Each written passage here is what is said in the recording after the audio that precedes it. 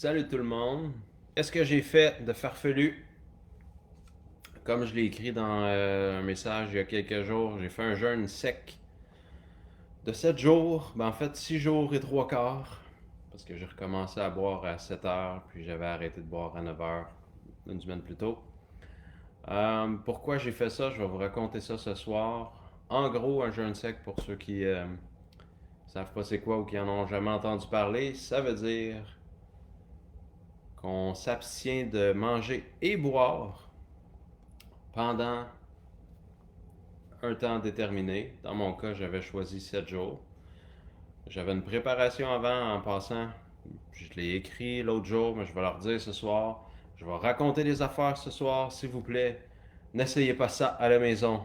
Je suis un professionnel de l'expérimentation farfelue. Mais c'est important de le dire quand même. On ne se lance pas dans un jeûne sec comme ça sans savoir ce qu'on fait, sans préparation. Fait que je vais parler un petit peu de ça. Je vais pas vous décrire tout le processus, mais je veux juste souligner que c'est pas parce que je dis que j'ai fait un jeûne sec que c'est le temps de le faire. C'est juste, je vous raconte ce que j'ai vécu, puis je vous raconte le but derrière ça parce que je faisais pas. Mon but c'était pas de faire un jeûne sec, c'est que j'avais un but derrière, puis le jeûne sec c'était comme une étape ou un. Ça faisait partie du processus, mais c'était juste une expérience temporaire pour me catapulter vers quelque chose de beaucoup plus grand. Donc, juste avant de parler du jeûne sec, qu'est-ce qui s'est passé, comment je me sentais pendant, puis après, je veux juste vous raconter, parce que j'ai dit que j'allais en parler, puis il y en a qui m'ont posé des questions. Probablement que vous voyez que je suis plus mince. Ceux qui ne me connaissent pas, ben, vous pouvez regarder des anciennes vidéos d'il y a plusieurs mois. Mais en résumé, depuis janvier 2020, fait que depuis le début de l'année, j'ai perdu à peu près 56 livres. Puis c'est pas à cause du jeûne sec, parce qu'on perd pas 56 livres en 7 jours. En fait, en gros, j'ai perdu 56 livres en n'étant pas affamé, puis en faisant pas vraiment d'exercice. Puis là, pour ceux qui se demandent c'est quoi le truc, c'est quoi le truc, je vais le dire, je vais pas garder le suspense, sauf que juste avant, je vais encore faire un autre avertissement ou parenthèse. Chaque être humain est unique. Fait que ce que j'ai fait fonctionnait bien pour mon corps unique ou ma biologie unique. Ça se peut que ça fonctionne pas nécessairement pour vous. Fait que moi, je donne de l'information. Après ça, c'est à vous de faire vos recherches puis de faire des tests avec votre corps à vous pour trouver ce qui fonctionne. Fait que moi, dans ma vie, juste pour vous donner un contexte, j'ai eu l'alimentation québécoise normale. Euh, je sais pas c'est quoi que ça veut dire pour vous, mais pour moi, c'était viande, patate, légumes, souvent du dessert, en fait, du dessert à tous les repas. Le matin, des céréales sucrées, puis quand il n'était pas sucré, je mettais plein de sucre dedans. Euh, Ça, j'ai mangé comme ça pendant à peu près les 20 premières années de ma vie. Après ça, j'ai été végétarien. Après ça, j'ai été végétalien, vegan ou vegan cru. Je sais pas c'est quoi tous les noms parce que là, il y a trop de noms à cette heure, mais en tout cas, toutes ces sortes-là, je les fais pendant à peu près un an et demi. J'ai eu l'alimentation culturiste parce qu'à un moment donné, j'ai eu une phase que je voulais être culturiste avant que je comprenne qu'ils prenaient plein de stéroïdes pour être aussi gros. Puis, mais je mangeais comme eux autres quand même, en n'ayant pas les stéroïdes.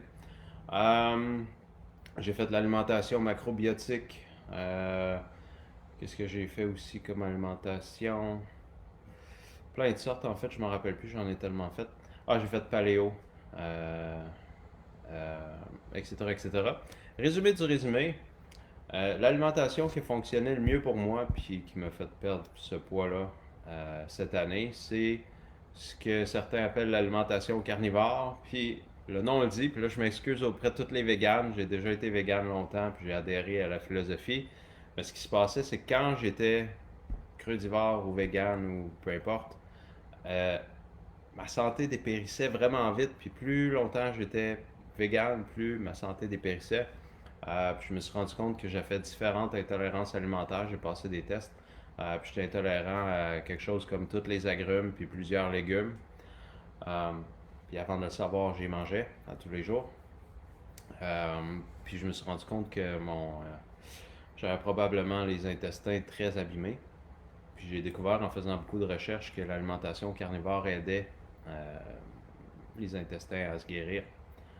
Fait que j'ai fait ça pendant longtemps. Puis en gros, ben, le nom le dit, c'est carnivore. Fait que c'est viande, poisson, œuf. euh, c'est pas mal ça, hein? Beurre. Mais ça se résume à ça. Fait que c'est comme un petit peu comme manger keto, mais avec vraiment rien d'autre que de la viande, puis des œufs, puis du poisson. Puis ce qui se passe, je peux vous décrire rapidement l'intérêt de ça. C'est que quand on est nourri surtout par du gras puis des protéines, le sentiment de satiété est beaucoup plus important que quand on mange beaucoup de glucides ou des fruits ou du sucre. Ce qui fait qu'à un moment donné, on a de moins en moins faim. Ce qui fait que c'est facile de maigrir parce qu'au lieu d'être affamé toutes les 2 heures, ben, je pouvais manger un, deux repas par jour, puis j'allais très bien, mon énergie était stable toute la journée, etc., etc. Fait que ça a fait une grosse différence de ne pas avoir des rages de sucre puis de glucides à chaque 2 heures.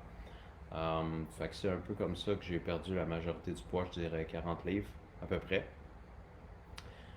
Puis c'est ça, ma peau s'est améliorée pendant cette période-là quand je mangeais carnivore. En fait, ça a été vraiment difficile d'adopter cette alimentation-là parce que j'avais été tellement, euh, comment dire, excusez l'expression, mais brainwashé à la mentalité végane que je pensais que la viande c'était mal, puis que j'allais devenir malade, puis quasiment mourir en mangeant juste de la viande.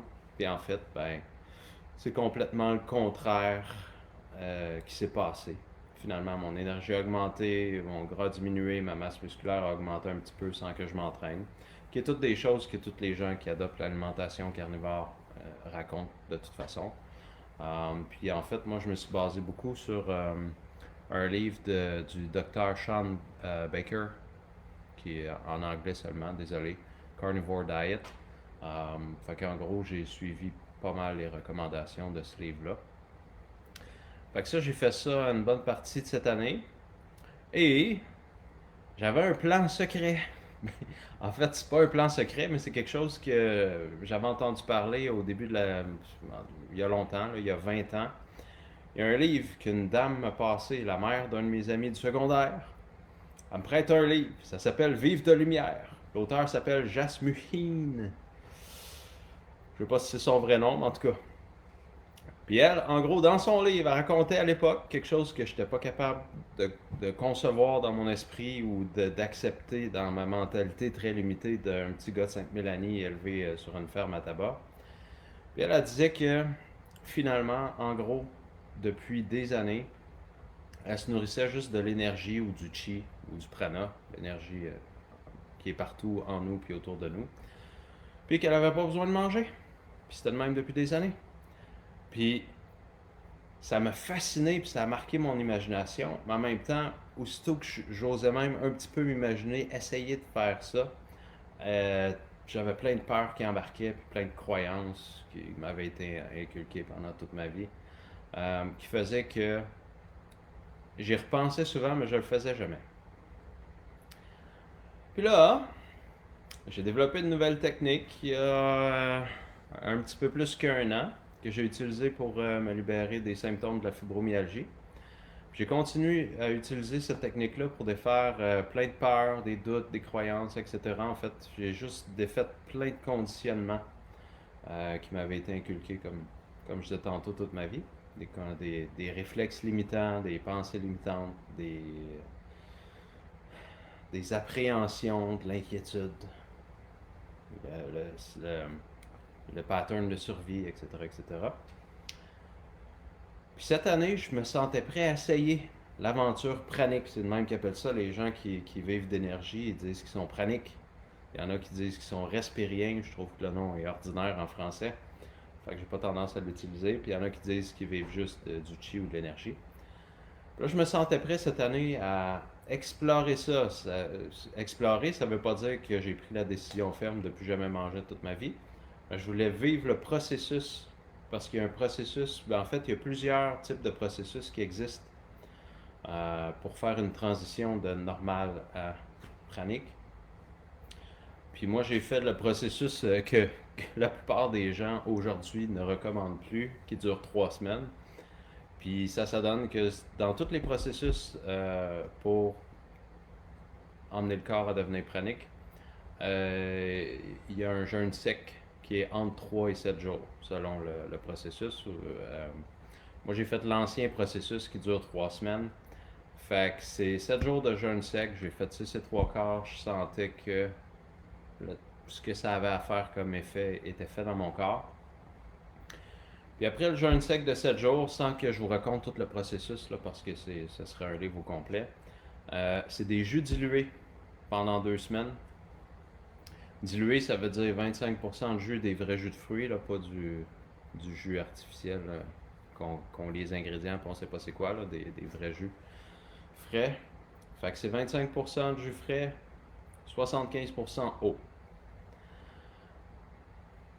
Fait que là, on est jeudi, je suis à ma dernière journée du 2 semaines de jus dilué. Fait qu'autrement dit, j'ai eu 7 jours sans nourriture ni liquide, parce que c'était ça, c'est 7 jours de jeûne sec. Fait que 6 jours et 3 quarts. J'ai recommencé à boire de l'eau. Après 24 heures d'eau, j'ai commencé les jus dilués. Ça, c'était il y a 2 semaines que j'ai commencé les jus dilués. Fait que je suis à la dernière journée du processus de transition vers se nourrir juste de l'énergie. Puis ce que je peux vous dire, comme vous remarquez, je suis pas comme ça affamé en train de mourir ou peu importe ce que je m'imaginais que j'allais vivre dans le temps que je me sentais pas prête de faire le processus en fait.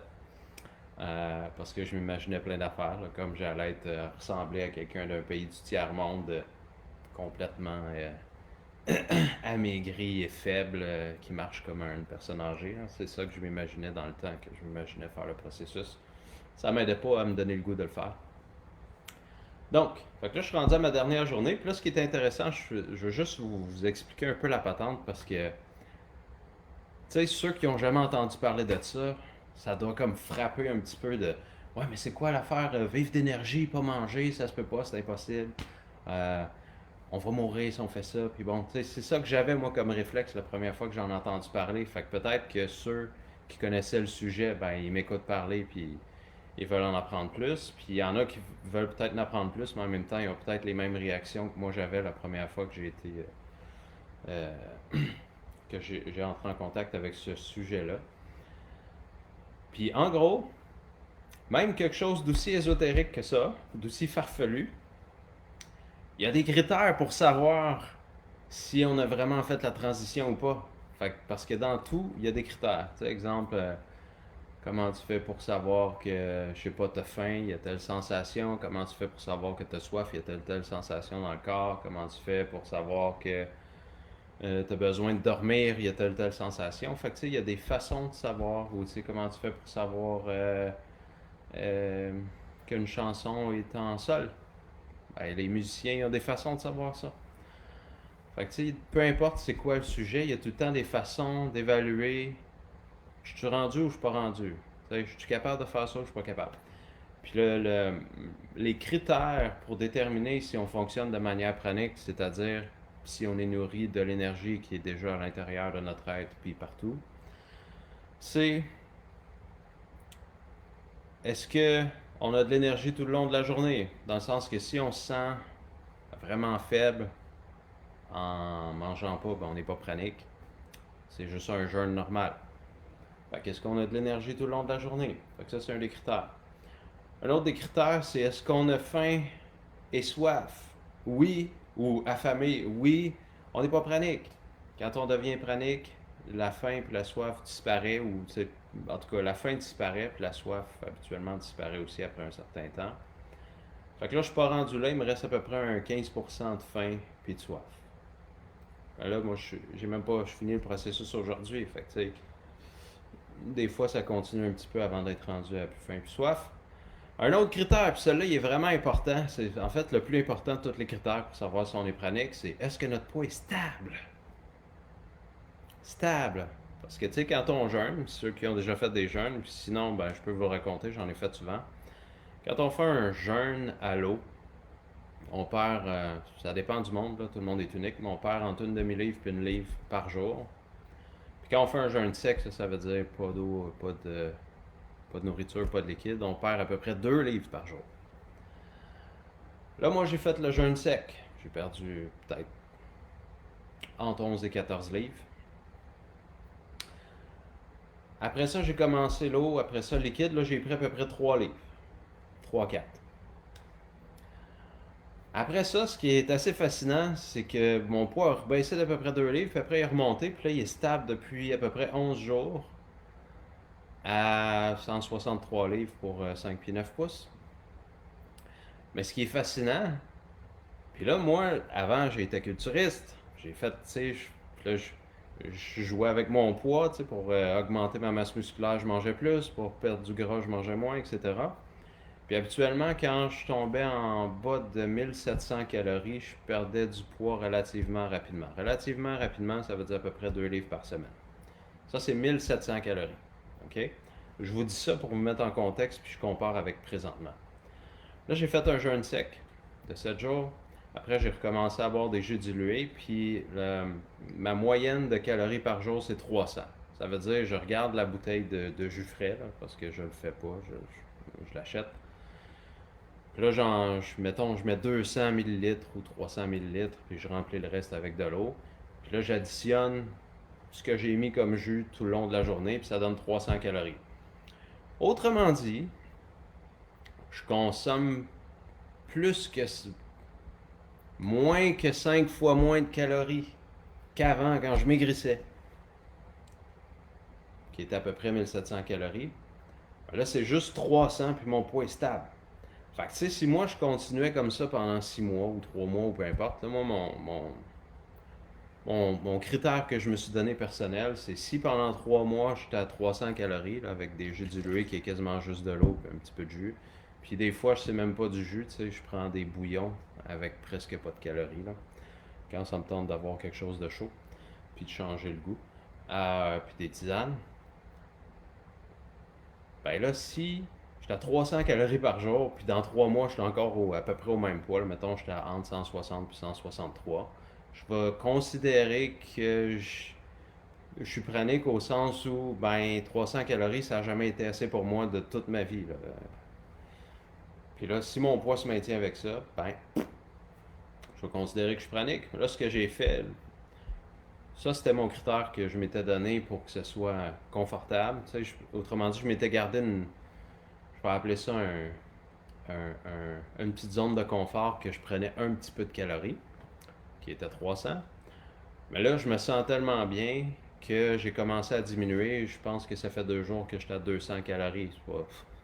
Honnêtement, entre 200 calories et 300, je sens aucune différence. Il n'y a pas de différence, mais en tout cas. Puis je vais descendre à zéro au cours de la prochaine semaine. Puis là, moi, mon grand but avec tout ça, c'est même pas d'être pranique, même si ça fait partie. Mais mon but est encore plus farfelu que ça. C'est que je recommence à m'entraîner demain ou après-demain. Je vais voir, je vais décider. Parce que je vais tester un nouveau programme d'entraînement. Là, ça fait quand même longtemps que je ne me suis pas entraîné parce que j'étais blessé à la main gauche puis à l'avant-bras. Fait que je recommence à m'entraîner demain. Puis mon plan secret, là, il sera plus secret parce que je le dis à 300 personnes, là, mais c'est de prendre la masse musculaire, soit en mangeant, ben, en consommant 0 calories ou moins que 300.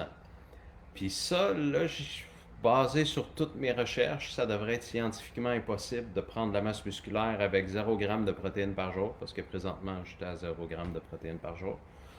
Ça devrait être impossible de développer du tissu musculaire ou de la masse musculaire en s'entraînant. Supposé. Fait que moi, mon plan secret, c'est de développer de la masse musculaire en étant pranique, puis que ça marche pour de vrai dans la réalité physique mesurée. Là, moi, j'ai une balance que je sais, je me pèse. Fait qu'elle me dit mon poids, puis elle me dit mon pourcentage de gras. Fait que je peux calculer si ma perte de poids, c'est du gras ou du muscle, puis si ma prise de poids, c'est du gras ou du muscle. Parce que il y a des gens qui maigrissent et qui pensent qu'ils ont perdu du gras, mais finalement, la moitié, c'était du muscle, puis de l'eau, ou plus même.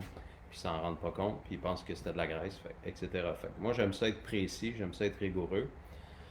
Fait que mon grand plan secret, c'est... je me fais rire en le disant parce que c'est comme pour vrai. Ben oui, c'est ça pour vrai que je veux faire. Je veux développer de la masse musculaire en buvant de l'eau puis des tisanes, en gros. puis que ça marche pour de vrai. Puis après, je veux le refaire idéalement en laboratoire avec suivi médical, supervisé, puis tout le kit.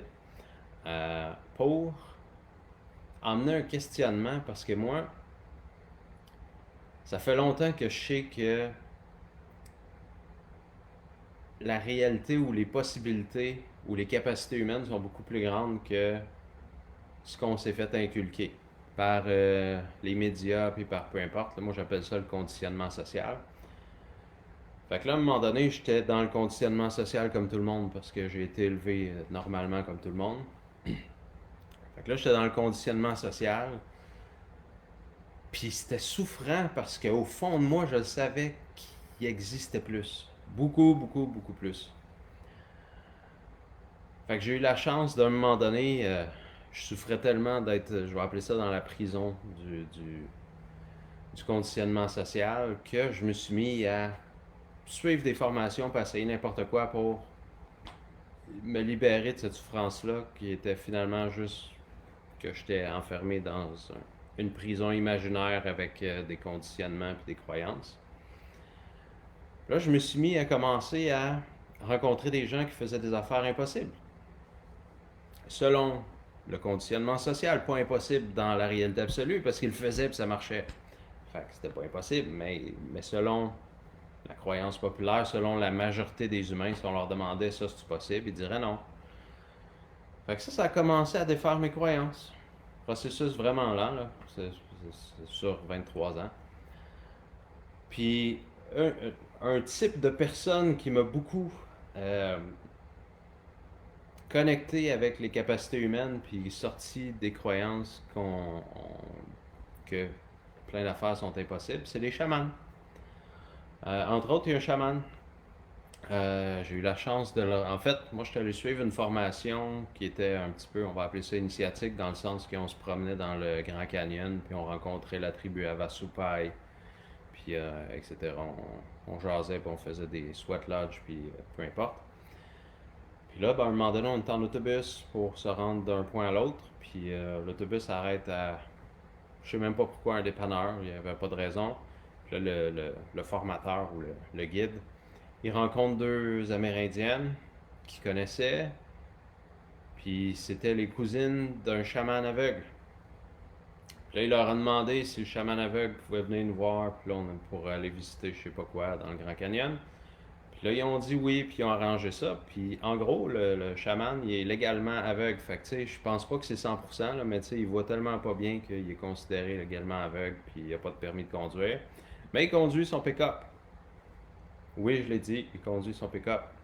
Puis là, quand on lui a demandé comment il faisait, il a dit quelque chose de, pour n'importe quelle personne logique, cartésienne et rationnelle qui serait stupide ou sans aucun sens, il a dit qu'il conduisait en regardant à travers son cœur. Il prenait son esprit, le mettait dans son cœur, puis il regardait là, puis il conduisait de même. Anyway, moi, je ne l'ai pas vu conduire.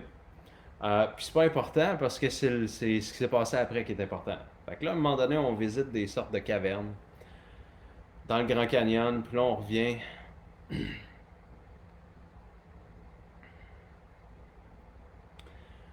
C'est parce que, désolé, je lisais un commentaire. J'ai fait un jeûne de 41 jours, dont 7 à sec. Mais au début, j'avais lu 41 jours à sec. C'est pour ça que j'ai arrêté de parler, puis j'étais comme Hein? Mais non, c'était 7 jours secs, puis 41 les autres jours pas secs. Anyway, fait que là, on ressort des cavernes, on est sur le bord d'autobus, puis là, il commence à parler en amérindien, puis personne ne comprend rien, à part ses cousines. Puis là, il parle, puis je me mets à brailler comme une madeleine, tu sais, je braille, puis je sens comme s'il y a plein d'affaires qui sortent de mon corps, tu sais, des affaires emmagasinées depuis longtemps, des vieilles souffrances, des feelings poches, tout ça, puis ça sort super vite. Puis je comprends rien, là. Moi, j'essaye de pas brailler parce que je suis un gars, tu sais. Je suis un tough. Je braille pareil, même si je veux pas. À côté des autres. Avec témoin. Puis là, à un moment donné, il arrête son affaire en amérindien, puis là, il redit la même prière. Après coup, j'ai réalisé que c'était une prière en anglais. Puis là, quand il dit la prière en anglais, je reconnais l'état de conscience dans lequel il nous a emmenés, parce que je le connaissais déjà. Je connaissais, beaucoup de chamans qui parlent de cet état de conscience-là, mais je comprenais rien de l'amérindien. Puis quand il a refait la prière en anglais, je disais, ah, ok, il nous a emmenés dans un état de conscience en priant. Je sais pas comment il a fait, mais en tout cas, c'était intense. Puis ça, c'est juste une petite expérience, là, tu sais, je pourrais en compter tellement d'affaires. Tu sais, une personne qui prie en amérindien que je comprends rien, puis ça m'affecte de manière aussi profonde, puis ça emmène un changement permanent dans ma vie. Il y a plein de gens qui diraient que c'est impossible.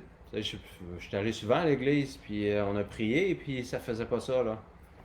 Fait que clairement, ce chaman-là, il faisait quelque chose qu'on faisait pas nous autres en priant à l'époque, parce que les résultats étaient incroyablement plus extraordinaires. Puis ça m'emmène aussi parce que j'ai dit que j'allais parler de c'est quoi ma définition d'un vrai chaman. Puis ça, des fois, j'écris des textes sur Facebook où je parle de chaman, puis là, il y a des gens que je vais appeler de la tradition puriste, souvent autochtones, qui sont offusqués, puis là, ils m'écrivent des fois des messages haineux. On verra si ça arrive. Je sais pas s'ils ont la patience de regarder un long vidéo, là, mais en tout cas, il y avait la patience de lire un petit texte. Puis pour moi, un vrai chaman, c'est pas nécessairement quelqu'un qui s'est fait initier de génération en génération. Oui, il y a des vrais chamans, selon ma définition que je vais vous donner bientôt, de cette sorte-là. Mais il y a aussi plein d'autres chamans. Tu sais. Moi, un des gars que je considère un vrai chaman, c'était un Allemand plus blanc que blanc, avec aucune racine amérindienne. Puis un des plus grands chamans modernes que je connais, pas personnellement, mais je connais beaucoup de gens qui ont suivi ses formations.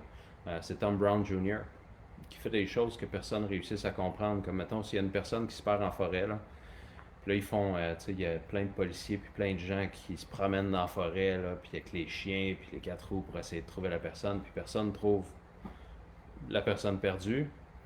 Ben là, ils appellent Tom Brown Jr., la police. Puis là, ils font juste le domper, excusez l'expression, mais ils le déposent dans la forêt en hélicoptère, là, pouf, l'hélicoptère s'en va, puis là, lui, il est là tout seul.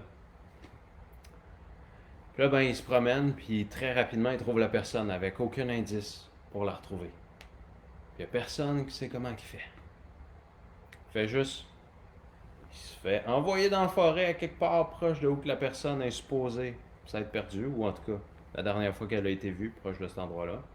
Puis lui, il part en marchant, puis il la trouve. Quand il y a, mettons, 100 personnes ensemble qui n'ont pas réussi à la trouver en marchant au centimètre carré, en observant tout, là. Lui, il est là tout seul, il se promène. Pouf, trouve la personne. Puis ça, c'est une des affaires farfelues qu'il est capable de faire. Il est capable d'en faire plein d'autres. Il a de l'air beaucoup plus jeune que son âge. Il a encore des bras musclés à 70 cucs. Je ne sais pas trop son âge, mais plus que 70 ans. Fait que pour moi, un vrai chaman, c'est un être humain, peu importe sa nationalité, puis sa race, etc. C'est pas une histoire de couleur, puis de tradition, puis d'héritage ancestral. Mais c'est un être humain qui est capable de se connecter avec ce qui est plus grand que lui. Puis la plupart des chamans, ils parlent soit de la terre-mère ou de la conscience planétaire, et ou de ce qu'ils appellent le grand esprit, que nous autres on appelle la source, ou que d'autres appellent Dieu. Puis il y en a qui parlent des deux en même temps, que les deux existent. Fait que pour moi, un vrai chaman, c'est quelqu'un qui est capable de communiquer ou se connecter à ça, ou même être habité par ça. C'est cette affaire-là qui est plus grande que nous. Puis qui est capable de créer dans la réalité physique des résultats extraordinaires, hors normes ou impossibles. Comme celui qui a fait une prière que je braillais comme une madeleine, comme Tom Brown qui est capable de trouver quelqu'un de perdu quand il y a 100 personnes qui n'ont jamais réussi à la retrouver, puis après 2 jours, tout le monde pense que c'est une cause perdue. Lui arrive, puis il retrouve la personne rapidement avec aucune indication, à part l'information que lui donne Grand Esprit. Plus tous les autres chamans qui font plein d'affaires, là, ça ne me tente pas de tout décrire parce qu'il y a plein de possibilités infinies. Fait que moi, ça m'a marqué. Parce que j'étais témoin de choses impossibles que je pouvais pas nier parce que j'étais témoin ou je les vivais. C'était un des deux. Puis à un moment donné, ce qui est vraiment merveilleux, c'est, puis ça je veux le souligner, je l'ai déjà expliqué probablement dans d'autres vidéos, mais c'est que une expérience directe vécue personnellement qui traverse notre système nerveux a beaucoup plus d'impact que la lecture d'un livre ou que d'écouter quelqu'un parler, raconter des histoires inspirantes sur scène ou dans une vidéo. Vivre des expériences réelles directement dans notre système nerveux nous change nos croyances, puis cet effet-là est très difficile à obtenir. Il y a des livres qui sont écrits d'une manière très très spécifique qui produisent des changements dans le système nerveux, mais j'ai juste rencontré 2 livres comme ça dans toute ma vie, puis j'en ai lu plus que 1000.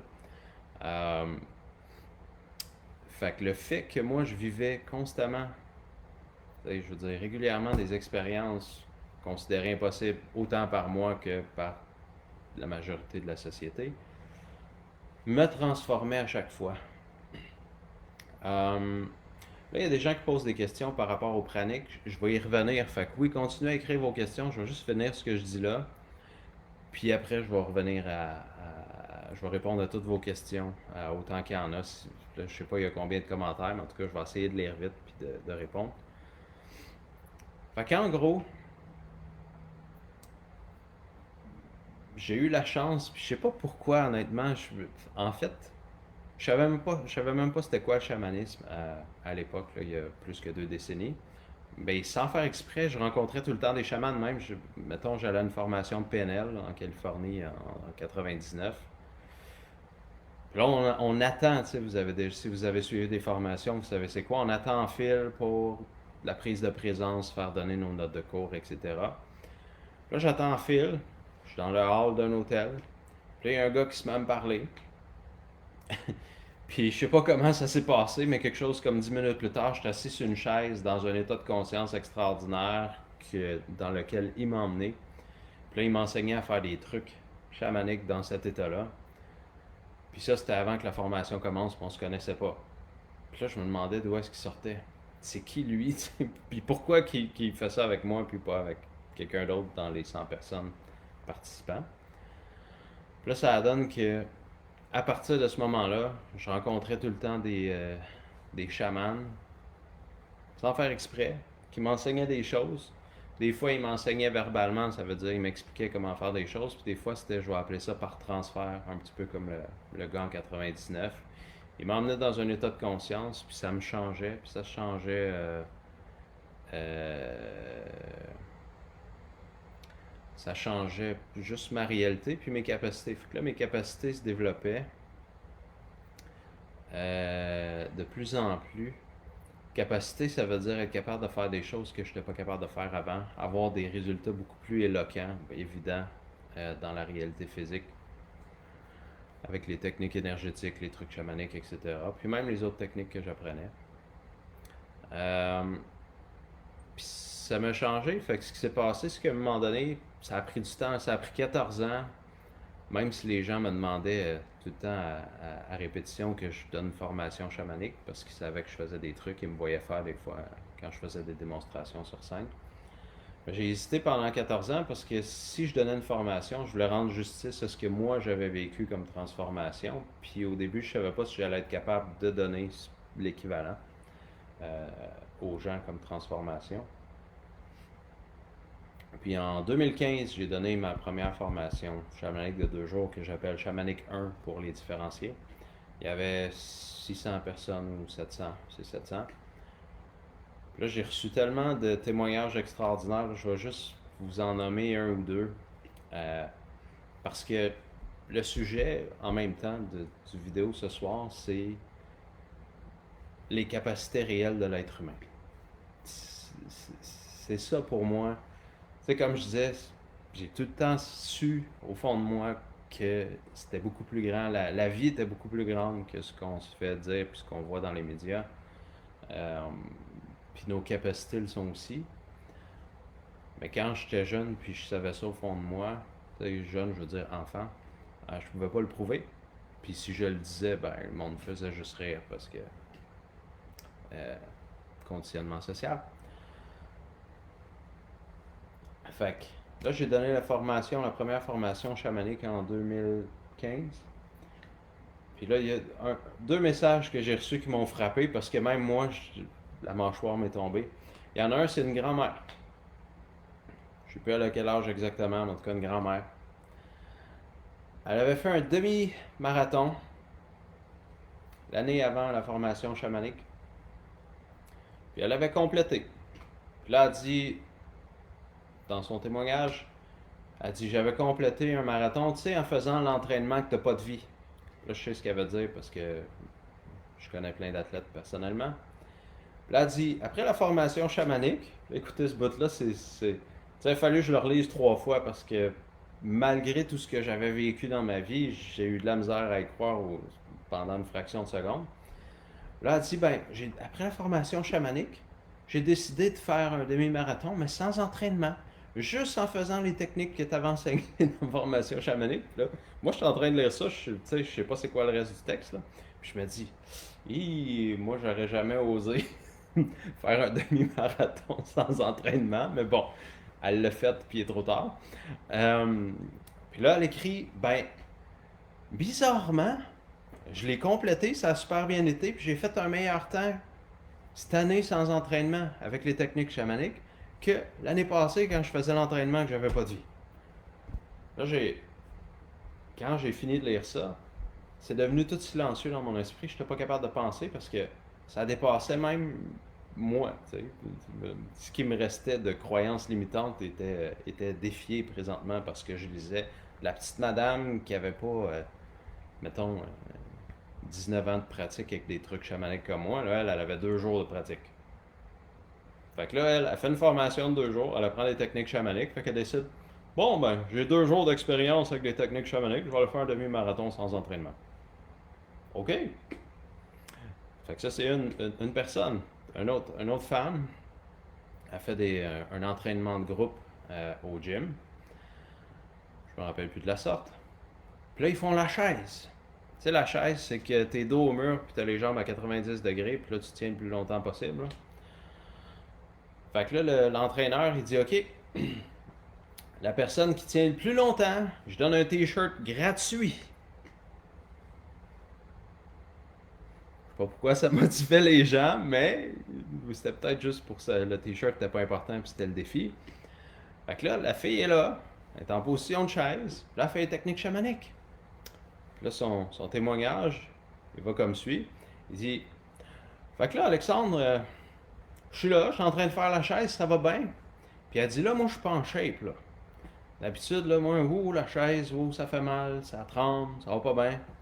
Là, elle dit, là, moi, je suis en chaise, tout le monde a abandonné depuis longtemps. Puis là, elle dit, après 22 minutes, 22! Moi, j'ai jamais réussi 22 minutes dans le temps que j'en faisais beaucoup de chaises. Elle dit, après 22 minutes, l'entraîneur dit, c'est beau, tu peux arrêter, puis me donner le t-shirt. Ça, c'était la fille pas en shape. Là, juste avec les techniques chamaniques, paf, elle a fait 22 minutes. Ce que moi, j'ai pas accompli dans le temps que je m'entraînais comme un fou. Fait que là, moi, je lisais ça après ma première formation chamanique de 2 jours que j'hésitais à donner parce que je me disais les gens n'auront pas des résultats extraordinaires parce que moi, j'ai été chanceux. J'ai rencontré plein de chamans, puis ça a pris des années avant que ça débloque, puis blablabla. Toutes mes pensées pas utiles à l'époque. Fait que là, moi, je lis ça. Puis là, il y en avait plein d'autres de témoignages. Là, je me rappelle plus. Mais mettons, il y avait 75 pages de témoignages que j'ai reçus après cette formation-là de 2 jours. J'ai décidé d'en faire un autre, la suite, ou en tout cas des techniques différentes en 2017. Puis là, encore une fois, ben, plein de témoignages extraordinaires. Les gens, ils m'écrivent qu'ils font des affaires impossibles. Puis là, je trouvais ça génial. Puis là, je pensais que ça allait être ma dernière formation chamanique, celle que j'ai fait à ce moment-là, en 2017. Puis là, quelque part, à la fin de l'année passée, j'ai senti qu'il m'en restait au moins un autre à donner. Fait que je l'ai créé. Je l'ai donné à Québec. Ça a super bien été. C'était un petit groupe limité. Puis cette année, je la redonne. J'étais supposé la donner en avril, mais comme vous savez, il est arrivé plein de choses cette année, dont une pandémie qu'on appelle. Puis j'ai dû la reporter au 3-4 octobre qui s'en vient. Puis là, j'ai la nouvelle formation chamanique qui s'en vient à Montréal. Il reste quelque chose comme 90 places Puis tous les jours, il y a des inscriptions. Donc, je fais juste le mentionner si ça vous intéresse de vivre des expériences réelles en vous, qui font des changements dans votre système nerveux, puis des changements réels dans votre vie, au lieu de juste lire des livres puis rentrer des connaissances dans notre tête ou écouter des conférences puis se sentir inspiré temporairement puis après ça s'en va. Ben, la formation est structurée de manière à créer des expériences en vous qui vous changent. Parce que c'est de même que je l'ai vécu, c'est de même que les chamans m'ont transmis. Puis je parle les chamans puis les formateurs les plus extraordinaires que j'ai rencontrés. Euh, Ils n'essayaient pas de m'inspirer. Les formateurs ou les enseignants les plus extraordinaires que j'ai rencontrés, ils n'essayaient pas de m'inspirer, ils ne me racontaient pas des histoires inspirantes. Ils ne me pointaient pas des messages sur PowerPoint percutants, puis ils n'essayaient même pas de m'émouvoir. Puis il me donnait pas de connaissances intellectuelles. La seule chose qu'il me faisait, c'est qu'il m'emmenait à vivre des expériences que j'avais jamais vécues.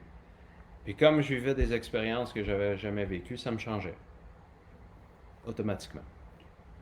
Parce que c'est toujours ça que ça fait. La première fois qu'on conduit pour de vrai, ça se met à changer notre vie. La première fois qu'on va à l'école, ça change notre vie. La première fois qu'on a la première fois qu'on embrasse quelqu'un, ça change quelque chose.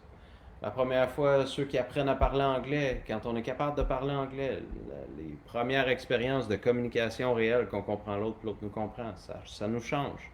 Les premiers voyages qu'on fait, ça nous change, etc., etc., etc. À chaque nouvelle expérience, on change.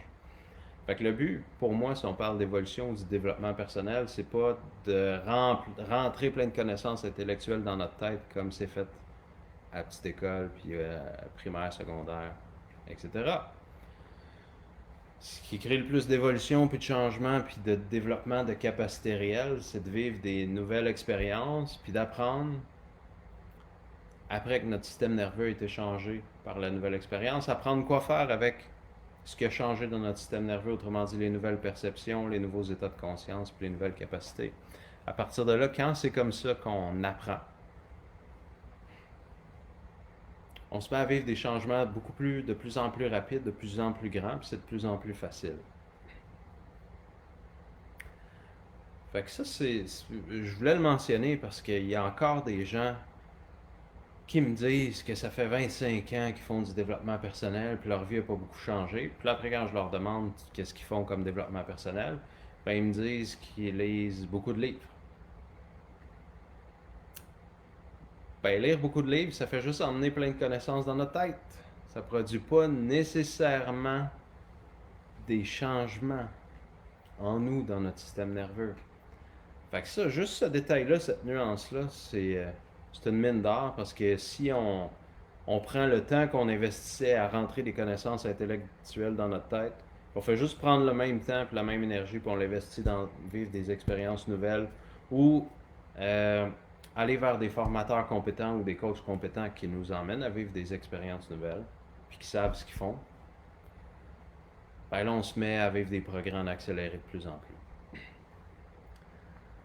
Fait que ça, je voulais le mentionner. Fait que de toute façon, si vous êtes intéressé par le chamanisme ou vous êtes juste curieux, la formation est 2 jours. C'est assez extraordinaire ce qu'on vit dans ces formations-là comme expérience. Puis la formation est garantie à vie. Fait que, tu sais, parce que des fois, les gens donnent des garanties de 30 jours. Puis là, si tu oublies de demander le remboursement, puis t'es rendu au 31e jour, puis là, tu leur t'écris, puis tu leur demandes un remboursement. Ils disent ah, ça fait plus que 30 jours. Trop tard. J'ai jamais trouvé ça vraiment le fun en tant que client. Fait que moi, j'ai décidé de ne pas faire ça. Moi, je donne une garantie à vie. Comme ça, les gens ils peuvent prendre le temps de vivre la formation, tester les techniques dans leur vie, puis décider si ça fonctionne ou pas pour eux. Fait qu'il n'y a pas vraiment... il n'y a pas vraiment de risque à faire la formation. Fait que si ça vous intéresse, moi, je vais être là. Il va y avoir du monde. On a toutes les précautions. C'est au Palais des Congrès de Montréal qui suivent le gouvernement à la lettre pour les précautions pour la pandémie, confinement, etc. Fait qu'on suit toutes les précautions. On est préparé. On a une salle super grande parce qu'il y a de l'espace entre les chaises puis tout le kit. Puis bon, on va boire du Purel, tu sais, pour être sûr. J'exagère. Je fais de l'humour avec le COVID. Fait que anyway, tout ça pour dire que ça s'en vient. Il reste juste un peu plus de 2 semaines pour vous inscrire. Fait qu'il y a la formation chamanique normale, puis il y a quelque chose J'ai ajouté quelque chose, je vais appeler ça la version extraordinaire qu'on appelle le forfait VIP. Le forfait VIP, qu'est-ce que c'est? C'est que c'est la formation chamanique de 2 jours. En passant, il y a une personne qui me demandait si j'étais capable de faire l'exercice en buvant juste des jus dilués. Je vais répondre à ça bientôt. Euh, fait que le forfait VIP, c'est la formation de 2 jours, qui est comme le forfait régulier. Plus, le samedi soir, il y a ce qu'on appelle une expérience chamanique énergétique musicale, qui est assez puissant pour ceux qui l'ont déjà vécu. Ceux qui l'ont déjà vécu, si ça vous tente de partager dans les commentaires ce que vous avez vécu les autres fois, ça serait merveilleux. Là, j'ai pas les témoignages en tête parce que j'en ai fait d'autres expériences chamaniques, énergétiques, musicales dans le passé, mais j'ai pas mémorisé tous les témoignages. Là, il y avait, je sais pas, beaucoup de pages. Fait que ça, c'est très puissant. Fait que ça s'ajoute dans le forfait VIP. Puis une autre chose qui est ajoutée, c'est les vidéos de toutes les formations que j'ai données depuis 2012 à aujourd'hui. Donc, toutes mes meilleures formations sur tous les sujets, apprentissage accéléré, développer l'intuition, développer des perceptions extrasensorielles, euh, créer la vie de nos rêves avec des choses très concrètes, des techniques pour faire des changements psychologiques rapides. J'ai des techniques pour vivre des états d'éveil.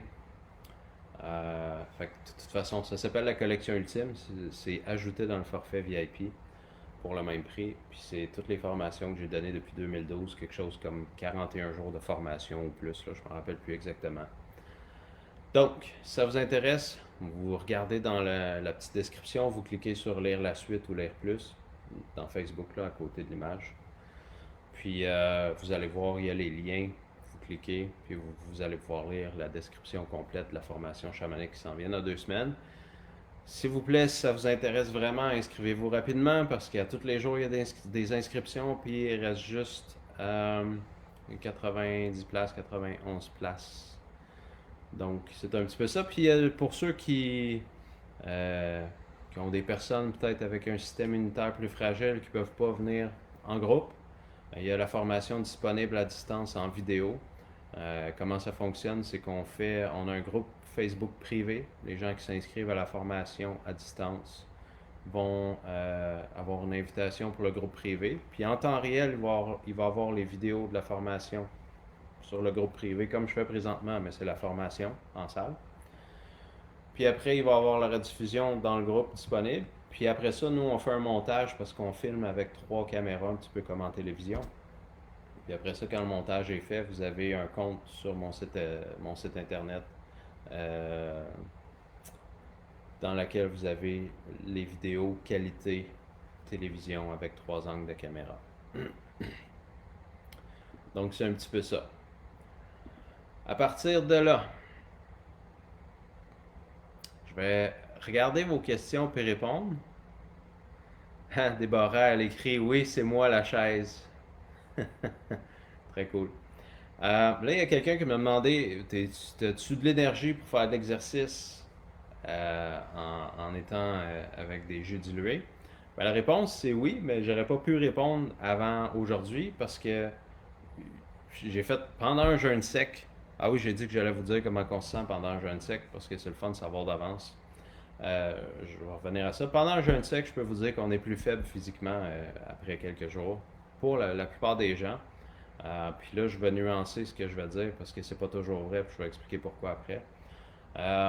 Puis là, après ça, ben, on récupère du jeûne sec, on recommence à s'hydrater, etc. Fait que j'attendais de récupérer du jeûne sec pour faire de l'exercice, mais hier, j'ai joué au volleyball avec ma fille puis mon amoureuse. Puis j'avais beaucoup d'énergie. Je faisais des sprints pour aller chercher le ballon. Puis je manquais pas d'énergie, puis ça, c'était le soir, là, il était 8 heures. Demain, je vais m'entraîner musculairement. Autrement dit, je vais forcer beaucoup.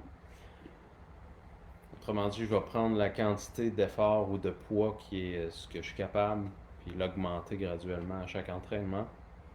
Fait que je pourrais répondre plus clairement par rapport à l'entraînement musculaire. Mais pour ce qui est de faire du sport, j'avais fait du vélo avec les jus dilués. J'avais fait plein d'affaires, puis non, je manque pas vraiment d'énergie. En fait, si je parle de mon niveau d'énergie, ce qui est différent, c'est qu'il est plus stable, puis il est plus élevé, plus stable. Pendant toute la journée, au lieu qu'il y ait des montagnes russes comme avant, il est juste très stable. Euh, donc c'est ça. Par rapport à comment on se sent pendant le jeûne sec, puis en même temps, j'essaie de regarder les questions, là. Euh, Il y a des commentaires drôles, là. Chaman égale drogué, blablabla. Ça me fait rire. C'est, faut vraiment avoir pas connu grand-chose pour penser que c'est la seule chose qui existe. Mais bon, c'est correct. Fait qu'à partir de là, un jeûne sec, comment qu'on se sent, en gros? C'est que premier jour, ça va super bien. J'ai juste eu faim puis soif. Deuxième jour, puis ça, c'est la différence entre un jeûne sec et un jeûne à l'eau. Quand je faisais un jeûne à l'eau, j'avais faim pendant 3-4 jours, tandis que jeûne sec, après la première journée, j'avais plus faim.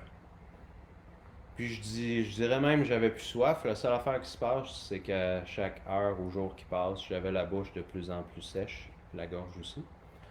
Mais sinon, ça allait super bien. À partir du troisième jour, je commençais à me sentir plus faible musculairement. Évidemment, ben, je deviens de plus en plus déshydraté. Je bois pas, mais je continue à aller aux toilettes. Fait que, il y a de l'eau qui sort, mais il n'y en a pas qui rentre. Fait que, ça, c'est le troisième jour. À partir du quatrième jour, je commençais à avoir chaud. Puis ça, je vais faire un autre à côté. Moi, je me suis préparé en étudiant les protocoles de deux médecins russes qui utilisent le jeûne sec depuis. Il y en a un qui c'est depuis 20 ans, puis l'autre depuis 30 ans, pour résoudre des problèmes de santé avec leurs patients qui étaient supposément incurables. Euh, Fait qu'eux, ça fait 20 ans et 30 ans respectivement qu'ils font ça, puis ils ont développé des protocoles. Fait que moi, c'est ça que j'ai étudié pour me préparer. Puis ils décrivent à chaque jour pas mal ce qui s'en vient, dont on perd à peu près 2 livres par jour. Mais ils disent après tant de jours, on commence à avoir chaud. C'est comme faire une fièvre, mais c'est pas vraiment une fièvre. Fait que là, à partir de là, c'est prendre des douches tièdes ou froides pour 1 ou 2 fois par jour pour que ce soit plus tolérable. Ou un bain froid ou marche dehors au froid. En gros, c'est ça le conseil. Tu continues à pas boire, puis tu fais juste. La température monte à chaque jour. Puis le rendu au jour 5, c'est vraiment plus fort, jour 6. Fait que là, moi, au jour 5, je commençais à trouver ça difficile, la chaleur. C'est comme s'il y a l'intérieur du corps qui a une température semi-normale, mais en dessous de la peau, c'est bien, bien chaud. Je sais pas comment expliquer ça, mais le feeling, c'est ça. Ça, c'est bien, bien chaud. Fait que là, la douche fait du bien. Puis là, à un moment donné, dans la bouche, c'était chaud, la gorge était vraiment sèche. Puis là, j'étais rendu au jour 5, là, mettons le 3 quarts du jour 5. Fait que là, j'ai décidé que pour que ça soit plus supportable, je prenais une glace, je la faisais fondre un peu dans ma bouche, puis je la recrachais. Euh, je l'ai pas avalé parce que ça aurait comme arrêté le jeûne sec à ce moment-là. Puis moi, je voulais faire 7 jours. Fait que je faisais juste utiliser ça, juste pour la bouche qui était sèche, puis les autres trucs. Puis je recrachais. Puis là, ben, un bout de temps plus tard, je reprenais de la glace, je recrachais. J'ai fait ça jusqu'à 7 heures au septième jour. Puis là, j'ai commencé à boire un petit peu d'eau. Faut boire vraiment pas beaucoup quand on finit un jeûne sec, parce que si on boit beaucoup, ça peut comme vraiment être super souffrant dans le corps. Fait que c'est vraiment des petites gorgées régulières. Puis après, on augmente tranquillement la quantité. Euh, Fait que c'est un petit peu ça. Fait que je dirais que moi, ce qui a été le plus difficile puis le plus désagréable, c'était la chaleur puis la faiblesse musculaire. Puis pourquoi? C'est parce que habituellement, quand on fait le processus pranique de 3 semaines, j'ai suivi le processus à la lettre, sauf 3-4 détails importants comme t'es supposé aller t'isoler tout seul puis juste te reposer pendant 3 semaines, puis méditer puis relaxer en silence. Puis moi, j'étais là, puis j'étais avec les enfants. J'allais au motocross avec Étienne, mon fils est passionné de motocross. Fait que là, il fallait que je l'embarque puis je le débarque à force de muscles que j'avais plus vraiment de force. Le détacher, l'attacher, etc. Puis toutes ces affaires-là. Fait que là, je passais mes journées là, puis là, il faisait chaud des fois, puis bon. Fait que le contraire de ce qui était recommandé pour le processus du jeûne sec et le reste pranique. Fait que moi, je suis resté ultra vie normale de papa avec les enfants qui commençaient la rentrée. J'ai fait mon jeûne sec à peu près dans cette période-là. Fait que les enfants s'occupaient, l'adaptation, première année de secondaire pour ma fille. Fait que j'étais dans toutes ces affaires-là avec des fois les stress qui venaient avec ça. Puis eux autres, ils me mangeaient d'en face parce que ben c'est des humains qui mangent. Puis ils me buvaient d'en face, puis c'était correct. Des fois, Nancy, elle mangeait des chips à côté de moi pendant que j'étais en jeûne sec. Ou elle mangeait de la crème glacée pendant que j'avais super chaud, puis que c'était semi-intolérable. C'était pour tester ma volonté. Fait que j'ai fait dans des conditions considérées moins qu'optimales. Puis bizarrement, ça a bien été quand même si j'ai pas suivi les conseils d'aller dans un chalet en nature où il y avait beaucoup d'énergie, d'ions négatifs et de silence et de paix. Fait que moi, je l'ai fait à la maison. J'ai continué à travailler, etc., etc., etc. Fait que jeûne sec. Pourquoi que je dis que les symptômes que je trouvais difficiles, c'est pas complètement vrai? C'est parce que j'avais fait un jeûne sec de 4 jours avant. Puis je peux vous dire que mon quatrième jour de jeûne sec, à ce moment-là, je l'ai trouvé aussi difficile et souffrant que mon septième jour de jeûne sec cette fois-là. Puis ce que j'ai lu euh, des deux médecins qui racontent, c'est que ben à chaque jeûne sec qu'on fait, le corps s'adapte exactement comme quand on s'entraîne. À un moment donné, on est capable de lever de plus en plus de poids, puis c'est pas plus forçant. Ou quand on fait du jogging, à un moment donné, on peut faire une distance beaucoup plus grande, puis on a l'impression que c'est facile. Ben, c'est la même chose avec le jeûne sec. Le 7 jours a été aussi difficile ou facile que le 4 jours, mais c'était presque 2 fois plus long. Fait que là, je n'ai pas fait un autre, puis je ne sais pas si je vais en faire un autre, c'est plus ou moins important. Parce que moi, mon but ultime, c'était de prendre la masse musculaire en étant pranique. Puis le jeûne sec était juste une étape du processus pour devenir pranique. Fait que, ben, je vais sûrement en refaire. En fait, à un moment donné, ça c'est vraiment farfelu, mais je veux faire un jeûne sec plus tard, là, genre l'année prochaine, là, en étant capable de m'entraîner en levant des poids, sans perte de force. Qui serait le contraire de ce que j'ai vécu les 2 fois que j'ai fait des jeûnes secs, parce que je perdais la majorité de ma force. Ça, c'est plus tard, là. Tu sais, j'y vais par défi impossible, mais tu sais, je commence par impossible à ce niveau-là. Puis là, quand je l'atteins, je me donne un défi plus impossible, plus impossible, plus impossible, etc., etc. Fait que oui, idéalement, un jour, je vais être capable de faire un jeûne sec, puis m'entraîner aussi fort que quand je bois ou quand je mangeais, mettons. Fait que ça, c'est l'année prochaine. Peut-être. Ou avant, on sait jamais, hein. Ça a été beaucoup plus facile que je m'attendais les 3 semaines d'initiation de processus pranique. Fait qu'on verra. Mais là, je recommence à m'entraîner avec juste des jeux dilués. Idéalement, la semaine prochaine ou l'autre d'après, je suis rendu juste à l'eau, pas aux tisanes, c'est-à-dire 0 calories. Puis je continue à m'entraîner autant ou plus. Puis je prends de la masse musculaire. Ça, c'est idéalement.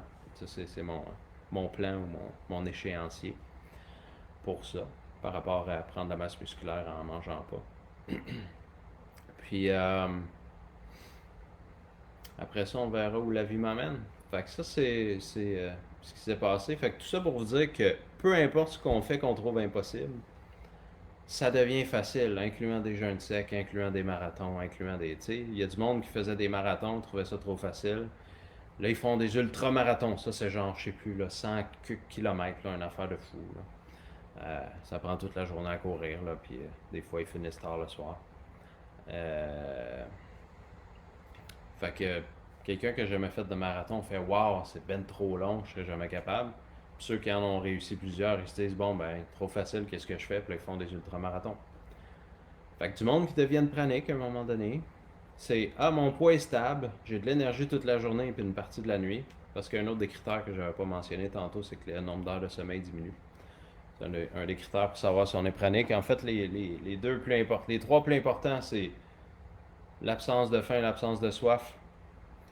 Le poids est stable, l'énergie est stable. Puis le dernier, c'est le sommeil diminue.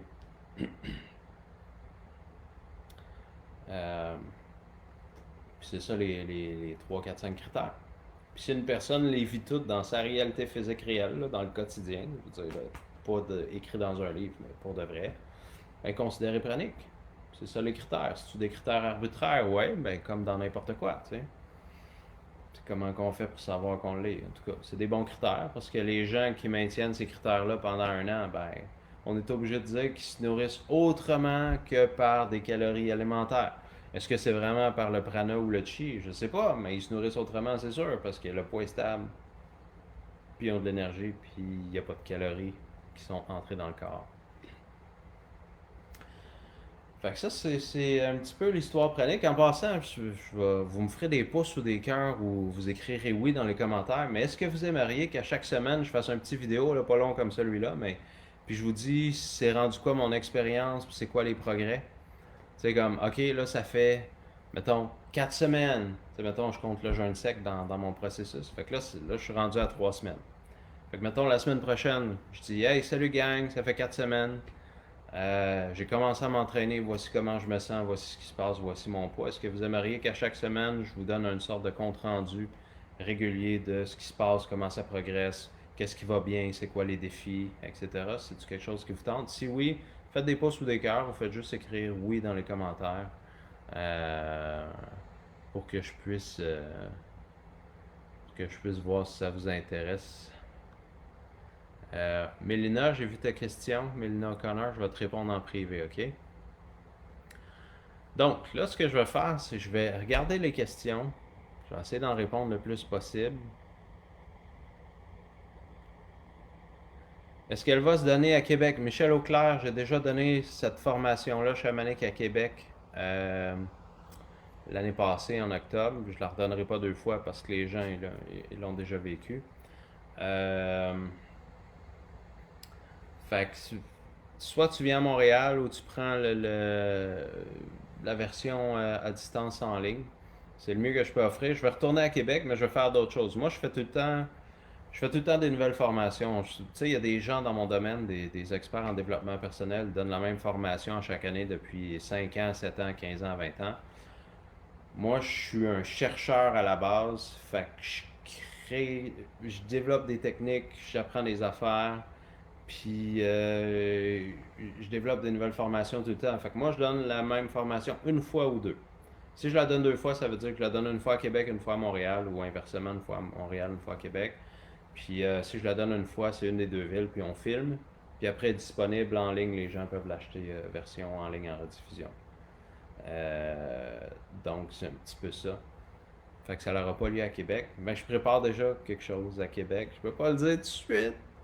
C'est une idée spéciale. Ben, je vais en parler en temps et lieu quand je vais être prête, quand je vais avoir une date, etc.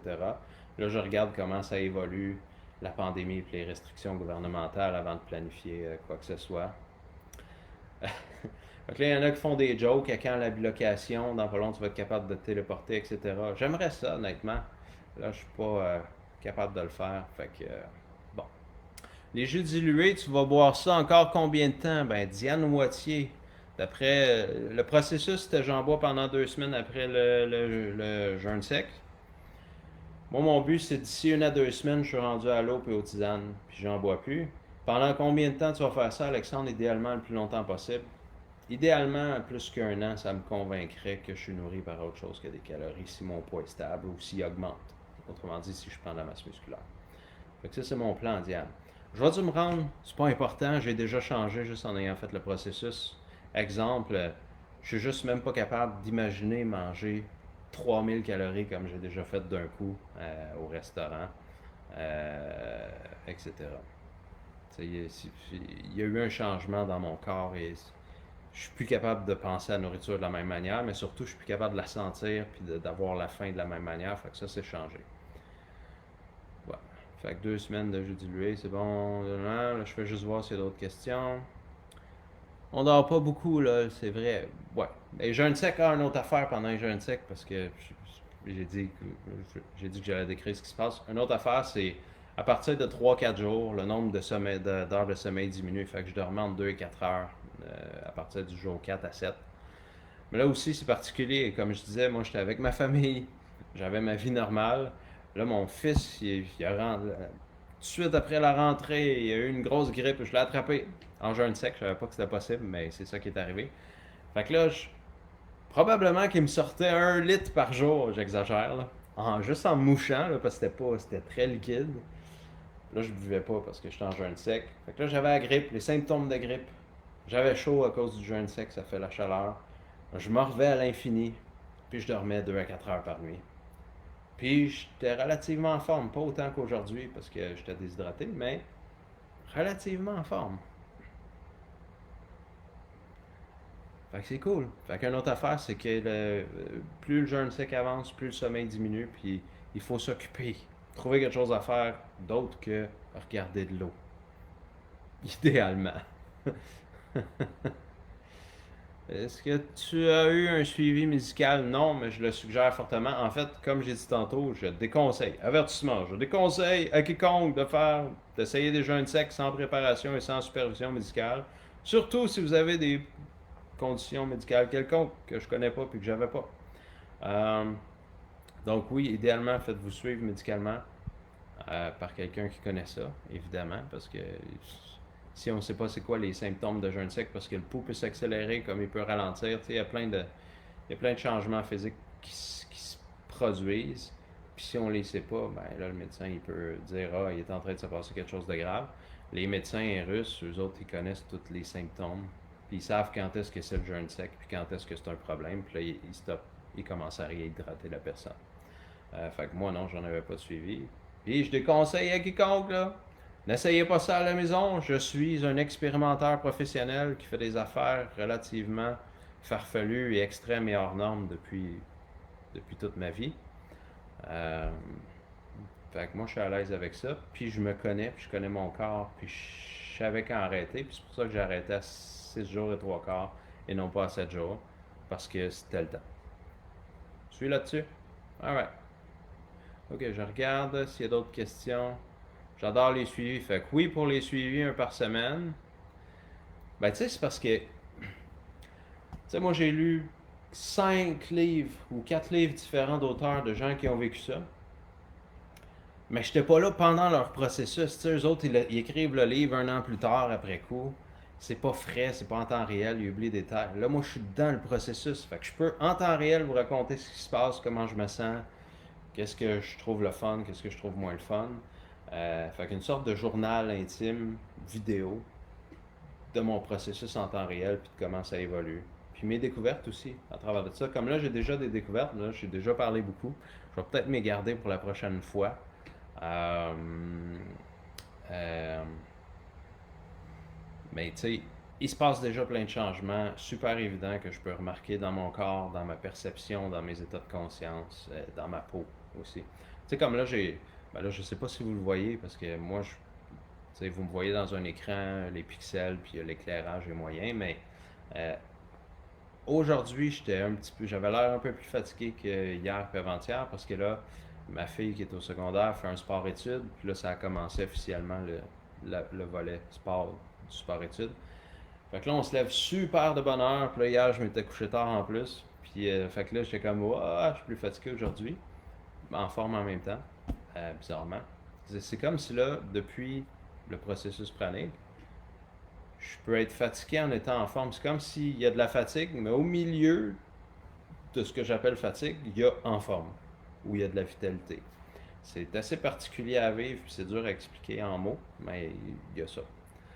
Fait que ça aussi, c'est nouveau. Je l'avais déjà vécu des fois, là, mais c'était une fois de temps en temps dans ma vie, là, 3 fois par année, mais là, c'est assez constant depuis 2 semaines. Je vais continuer pour voir s'il y a d'autres questions. Avant de partir, fais-nous une intervention silencieuse, please.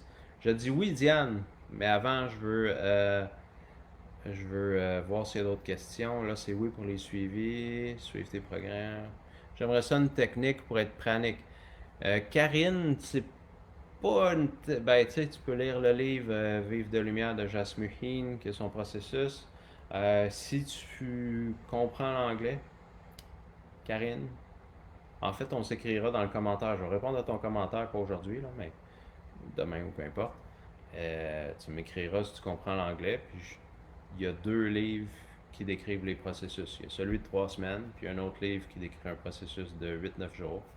Là, les processus de 8-9 jours sont très à la mode. Puis moi, en gros, par rapport à ta question, Karine, moi, ce que j'ai beaucoup utilisé qui a fait que je pense que c'est ça qui a fait que c'était aussi facile. C'est que la technique que j'avais développée pour me libérer de la fibromyalgie l'année passée, je l'ai utilisée pour me libérer de tout ce qui m'empêchait de faire le processus puis que ce soit facile, justement. Fait qu'en enlevant tout, je vais appeler ça mes résistances puis mes blocages au processus, avant de le faire, au lieu de le faire puis que ce soit atroce comme certains. Quand on lit certains livres, ça donne pas le goût, là, honnêtement. Euh, ben, ça a été super facile. Fait que cette technique-là, pour moi, c'est un excellent support parce que je le faisais aussi pendant. Fait que quand je rencontrais des défis, j'utilisais la technique pour dissoudre ou pour défaire les défis, tu sais, les feelings plates, les symptômes, etc. La souffrance physique qui est à la limite la chaleur. Euh, Fait que moi, c'est de même que je me suis préparé. J'ai pas fait plein de jeûnes avant. J'en ai fait, là, mais ça faisait longtemps que je n'avais pas fait. En fait, moi, je mangeais carnivore. Je mangeais carnivore. 2 jours après le jeûne sec, j'ai fait des jus juste pour que mon corps il transitionne vers un beat un peu moins, tu sais, grosse nourriture carnivore. Puis après ça, je tombe en jeûne sec tout de suite. Fait que j'ai pas eu une grosse préparation, honnêtement, là. Vraiment, à comparer de. Tu sais, il y en a que dans leur livre, ils recommandent que tu es végétarien pendant un an, après tu es végétalien pendant, mettons, 6 mois, puis là, après, tu fais juste des jus pendant 3 mois. Après, tu fais des jus dilués, je me rappelle plus, là, mais c'était une affaire qui prenait comme entre un an et demi puis 3 ans juste pour se préparer pour le faire. Puis moi, j'ai juste fait, je suis carnivore. Avec des fois, je fais des cheats, ça veut dire nachos ou d'autres crèmes glacées, peu importe. Là, je me suis donné juste 2 jours de jus frais. Puis après, je tombe en jeûne sec. Puis ça a super bien été. J'ai pas eu de symptômes de désintoxication difficile. Fait que c'est très cool. Fait que j'y pense à un moment donné de faire des sortes de retraites qu'on est un groupe ensemble puis on fait un processus pranique de 9 à 11 jours. Là, j'ai pas décidé, mais pour l'instant, j'ai des enfants puis ils aiment ça me voir plus régulièrement qu'une fois ou 9 jours. Fait que j'ai pas décidé encore, mais ça serait le fun à un moment donné parce que je sais que si j'avais été en groupe, il y aurait eu de l'énergie de groupe qui est puissante, qui aurait rendu ça encore plus facile, mais aussi j'aurais eu des réponses à mes questions. Que là, je devais me répondre moi-même avec rien. Fait que ça pourrait être cool. Continue de voir si. Pourras-tu m'envoyer tes vidéos sur Messenger? C'est que je dois désactiver ma page Facebook en fin de semaine qui vient. Ben, je sais pas trop ce que tu veux dire, Sylviane, mais mes vidéos sont toujours disponibles. Aussitôt que tu réactives ton Facebook, tu vas pouvoir les voir sur ma page. Est-ce que tu fais des exercices respiratoires spécifiques, R.L. Miller? Ben, en fait, j'en ai fait au début des jeux dilués. Puis à un moment donné, j'ai décidé d'arrêter parce qu'il y a un gars très cartésien qui a fait le processus pranique. Puis lui, il faisait rien. Il a fait le processus pranique, puis après, ses jus dilués, c'était du jus d'orange acheté à l'épicerie, mélangé avec de l'eau. Teint-toi. Puis après 2 semaines de jus dilué, il a juste arrêté de manger, puis il a dit c'est fait. Pas de méditation, pas de respiration, rien. Fait que j'ai fait des exercices de respiration pendant 2-3 jours, puis j'ai décidé non. Je veux. Parce que le but de tout le processus pranique, là, ceux qui font ça, puis moi, ça fait un petit peu partie de mon but, c'est la liberté. Fait que là, il y a une fille que je checkais un peu, que je suivais, qui disait qu'elle était pranique, mais en gros, elle fait des jus dilués, mais elle mange pas gros de calories. Fait que je suis d'accord avec elle qu'elle est pranique au sens où elle est vivante, puis elle a de l'énergie, puis elle va bien. Puis elle fait des respirations, là, comme une coupe de techniques intenses, 3 fois par jour, mais comme 1 heure. Fait que ça fait 3 heures. Fait que c'est aussi long que manger finalement. Bon, mais il y a d'autres bienfaits, là, tu sais. Elle a plus d'énergie, son énergie est stable, elle a perdu son surplus de poids, puis euh, elle est désintoxiquée parce qu'elle ne met pas beaucoup de substances alimentaires dans son corps. Mais tu sais, moi, je voyais ça comme remplacer la dépendance à manger à la dépendance aux respirations.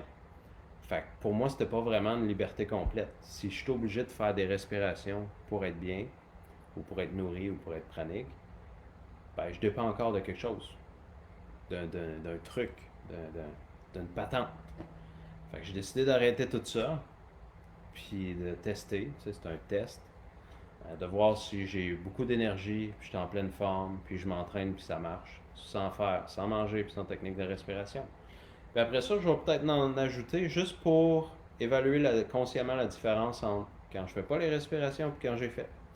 Mais pas tout de suite, là, je veux faire un bon bout de temps sans technique de respiration, juste pour remarquer comment ça va. Est-ce que je peux vraiment aller dans un état extraordinaire de bien-être, de santé, puis d'énergie, puis de vitalité, sans aucune technique, en étant vraiment libre? Autrement dit, l'état est juste naturel, puis ça se fait tout seul. Moi, c'est ça mon but. Ça, pour moi, j'appellerais ça une plus grande liberté, ou j'appellerais ça la vraie liberté, en espérant que ça réponde à ta question. Bon, oui pour les nouvelles. Je vais juste voir s'il y a d'autres questions. Je crois que tout est possible. Oui, ben maigrir, manger en toute conscience. Ouais, mais sans manger. Richer dit dire que tu dormais 11 heures avant. Ben en fait, Richer, ça c'est quand j'avais les symptômes de fibromyalgie fatigue chronique. Fait qu'à partir du début de la fin de l'adolescence, début à âge adulte. Après, quand j'ai fait des techniques pour me libérer de ça, je dormais 7-8 heures. Fait que j'étais déjà à 7-8 heures avant de commencer le jeûne sec. Si tu dors 2 à 4 heures, comment est ton niveau d'énergie à comparer d'un 8 heures de sommeil? Ben Guillaume, pendant que je dormais 2 à 4 heures, c'était on va appeler ça un phénomène relié au jeûne sec. Puis pendant le jeûne sec, je me sentais pas hyper en forme parce que j'étais musculairement plus faible. J'avais chaud, comme si j'avais une fièvre, puis je me sentais plus déshydraté. Puis même, des fois, mes enfants me posaient des questions, puis je disais quelque chose qui avait pas d'allure, puis là, ils savaient que je faisais un jeûne sec, puis bon, ils trouvaient ça drôle. Fait que je peux pas dire que je me sentais en pleine forme parce que j'étais en jeûne sec. Puis là, je dis ça, puis sûrement qu'un jour, je vais faire des jeûnes secs et être en pleine forme parce que je sais qu'on peut se rendre là. En fait, il y a des gens praniques qui ont arrêté de boire aussi, ils ont arrêté de manger et de boire. Puis là, ça fait tellement longtemps qu'ils boivent pas que tout le monde dirait que c'est impossible. Mais il y en a un qui a eu un suivi médical fermé dans un laboratoire. Je me rappelle plus la durée, faudrait que je retrouve. Là. Puis logiquement, il serait supposé être mort depuis longtemps. Puis ça, c'est une autre affaire. Je sais pas comment la médecine a étudié la déshydratation, mais presque tout ce que j'ai regardé, là, exemple le magazine Science et Vie ou peu importe ce qu'on cherche, on fait une recherche Google, ça dit qu'après 3 jours, maximum 4, si on boit pas, on meurt. Ben là, moi j'étais rendu à 6 jours et 3 quarts. Puis les médecins russes, c'est toujours la même durée. Les jeûnes secs qu'ils font, c'est 9 à 11 jours avec les patients. Ben là, c'est comme 2-3 fois plus long que quand on est supposé être mort. Là. Fait que je sais pas je sais pas qui est-ce qui a déterminé que c'était après 3 jours on meurt sans eau. Mais ça se peut pas parce que les médecins russes ils font ça depuis 20 ans puis c'est 9 à 11 jours. Puis même il y a un des deux, moi je l'aurais pas essayé honnêtement, mais il y a un des deux qui faisait tout le temps plus long lui-même des jeûnes secs parce qu'il voulait voir s'il y avait plus de bienfaits plus longs. Il s'est rendu à 21 jours. 21 jours sans manger et sans boire. Là. Essayez de penser à ça. Là. Mon petit 6 jours et 3 quarts est assez banal à comparer. Puis il l'a fait, puis il est vivant. Puis là, il s'est rendu compte qu'il n'y avait pas plus de bienfaits que faire 11 jours. C'est pour ça qu'ils font 9 à 11 jours. Parce qu'ils ont vu que c'était dans cette durée-là qu'il y avait les plus grands bienfaits. Puis après ça, le désagrément valait pas les bienfaits. Il n'y avait pas assez de bienfaits d'ajouter de plus. Fait que anyway, juste pour dire que je sais pas d'où ça vient l'histoire de 3 jours puis pourquoi toute la science dit ça tout le temps. Ben, en tout cas, la plupart des scientifiques disent ça parce que ça tient pas la route. Il y a déjà plein de gens qui ont fait 7 jours et plus, puis ils sont vivants. Il y a même un gars en Israël qui a fait le processus pranique, puis il s'est fait lancer une gageure par un millionnaire qui a dit je te gage 100 000 que t'es pas capable de faire 8 jours de suite.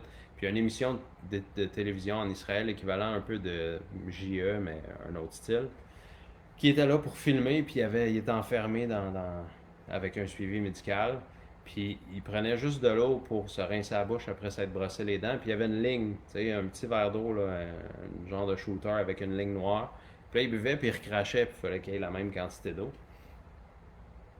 Puis là, ben, il fallait pas qu'il boive pendant 8 jours.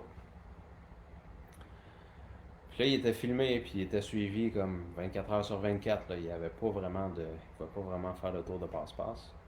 Fait qu'il a fait le 8 jours. Il a perdu beaucoup de poids, tu sais, c'est sûr. Il y a une déshydratation, comme je disais, fait que c'est 2 livres par jour. Fait qu'il a perdu à peu près 16-17 livres.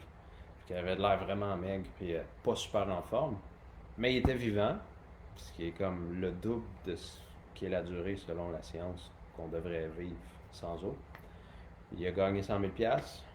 Puis l'émission de TV a diffusé son exploit. Puis après, il s'est réhydraté, puis il va super bien. Bon, fait que pour revenir à ta question, Guillaume, si tu dors 2 à 4 heures, c'est quoi ton niveau d'énergie? Ben, à un moment donné, il y a des états de conscience ou puis des fonctionnements physiques qui font qu'on peut dormir. Moi, j'ai passé 2 semaines à dormir euh, 3-4 heures par jour. Là, si tu veux une description très, très réaliste, c'est je me réveillais à, mettons, 5 heures du matin. Plein d'énergie. J'avais de l'énergie toute la journée jusqu'à 1h30 du matin. Puis là, à 1h, j'étais encore en pleine forme. Là, tu sais, je pouvais faire n'importe quelle activité. Là. Genre, des fois, j'allais courir parce que j'avais trop d'énergie dehors à 1h du matin. Puis je m'étais levé à 5h. Puis là, à 1h30, je commençais à être un peu fatigué. Je savais que c'était le temps de me coucher. Puis là, ben, je m'endormais, mettons, à 2h. 1h30, 2h, je me réveillais à 5h. Ça a duré 2 semaines. Fait que j'ai acquis cet état-là. Après, je l'ai perdu. Puis je savais pas pourquoi. Fait qu'il a fallu que je travaille encore dessus, là, mais que je fasse de l'exploration et des recherches pour voir quoi travailler en moi pour regagner cet état-là. Fait que ça, c'est un état de conscience qui existe avec le niveau d'énergie qui est meilleur que en dormant 8 heures. Mais vraiment du matin au soir avec pas de montagne russe puis pas de crash. Là. Pas besoin de café l'après-midi ou le matin. Là. Puis ça, ben, un exemple que tout le monde connaît, c'est Grégoire Charles. Grégoire Charles, si vous ne le savez pas, c'est un chanteur musicien québécois pas mal connu. Lui, il dort 3-4 heures par jour depuis toute sa vie. Il est plus en forme que la plupart des gens. Puis si on le compare à des personnes de son âge qui dorment 8 heures, 8-9 heures, il a l'air plus jeune que ces gens-là. Mais il est dans le bon état de conscience où son corps a un fonctionnement différent. Comme tu sais, devenir pranique, l'énergie vient plus des calories. C'est un fonctionnement différent. Ben, euh, l'état, l'état qui fait qu'on dort pas gros, qu'un chercheur américain, canadien appelle l'état de sommeil minimal, c'est le nom qu'il a trouvé. Ben, le corps fonctionne différemment dans cet état-là. Fait que les règles normales s'appliquent plus. Comme dans le pranique, les règles normales s'appliquent plus, plus besoin de calories. Mais dans l'état de sommeil minimal, les règles normales s'appliquent plus. On dort 3-4 heures, on est en pleine forme, puis on récupère plus vite même le jour. Autrement dit, quand je faisais de l'exercice dans cet état-là, je pouvais en refaire 1 heure après, j'avais déjà récupéré, tandis qu'en temps normal, il fallait que je me repose quelques jours. Fait que ça, c'est des choses qui sont possibles, que des humains vivent déjà. Puis moi, ça me fascine, c'est pour ça que je fais de la recherche là-dessus, puis je m'utilise comme cobaye. Fait que l'état dans lequel on dort juste quelques heures par nuit, je travaille à le développer en moi présentement. Puis ça, c'est même pas le plus extraordinaire. Il y a des humains sur la Terre qui dorment à peu près 1 heure par jour, ils sont en pleine forme, puis ils ont de l'air leur âge. Ça veut dire qu'ils n'ont pas de l'air d'un vieillissement prématuré par manque de sommeil. Eux autres dorment 1 heure par jour. Il n'y en a aucun qui est musclé, par exemple, fait que je ne sais pas si on peut développer de la masse musculaire en dormant un sommeil court comme ça. Peut-être que oui, peut-être que non, mais ça existe. Je vais voir s'il y a d'autres questions. Alors, la nuit, tu méditais? Non, en fait, je regardais la télésérie qui raconte la vie de Bruce Lee sur Netflix. Ultra fascinant. Parce que les films sur la vie de Bruce Lee, c'est 5 minutes sur son enfance, puis après, il est adulte, puis il est aux États-Unis, puis ça part là, le film, puis tout le long après, c'est ça. Tandis que là, on voit vraiment comment il est devenu Bruce Lee. C'est vraiment cool. Tu nous avais offert que les participants... Ok, Laurent. Tu nous avais offert que les participants à Québec auraient accès à la formation à Montréal. Ça fonctionne toujours? Ben, en fait, Laurent, à cause de la pandémie et du nombre très restreint de participants, je peux pas laisser les gens de Québec revenir gratuitement en salle comme je fais d'habitude parce que ça enlèverait des places à ceux qui n'ont pas eu la chance de vivre la formation. Fait que ce que je vais faire, c'est que vous allez avoir accès gratuitement aux vidéos, mais dans la salle, je garde les places pour les gens qui l'ont pas vécu à Québec. Je veux que les gens, que le plus de gens possible puissent vivre. Puis comme les places sont vraiment restreintes, si je donne des places à des gens de Québec, ça enlève des places pour ceux qui n'ont pas eu la chance de vivre la formation. Donc, comment ça fonctionne, c'est que vous allez être invité au groupe Facebook privé pour voir la formation en temps réel si ça vous tente. Puis vous allez avoir accès aux vidéos en rediffusion après le montage vidéo sur mon site. J'avais envoyé un courriel à cet effet-là, mais je sais que les courriels se perdent dans le dossier courriel indésirable ou spam, etc., etc. C'est quoi le plus grand apprentissage breakthrough que tu as vécu pendant le processus pranique? Ben, c'est pas un apprentissage comme tel, ça serait plus un breakthrough. C'est vraiment que je fonctionne vraiment bien sans calories, sans me sentir en jeûne. Parce que le feeling d'un jeûne, je sais quoi, j'ai déjà vécu.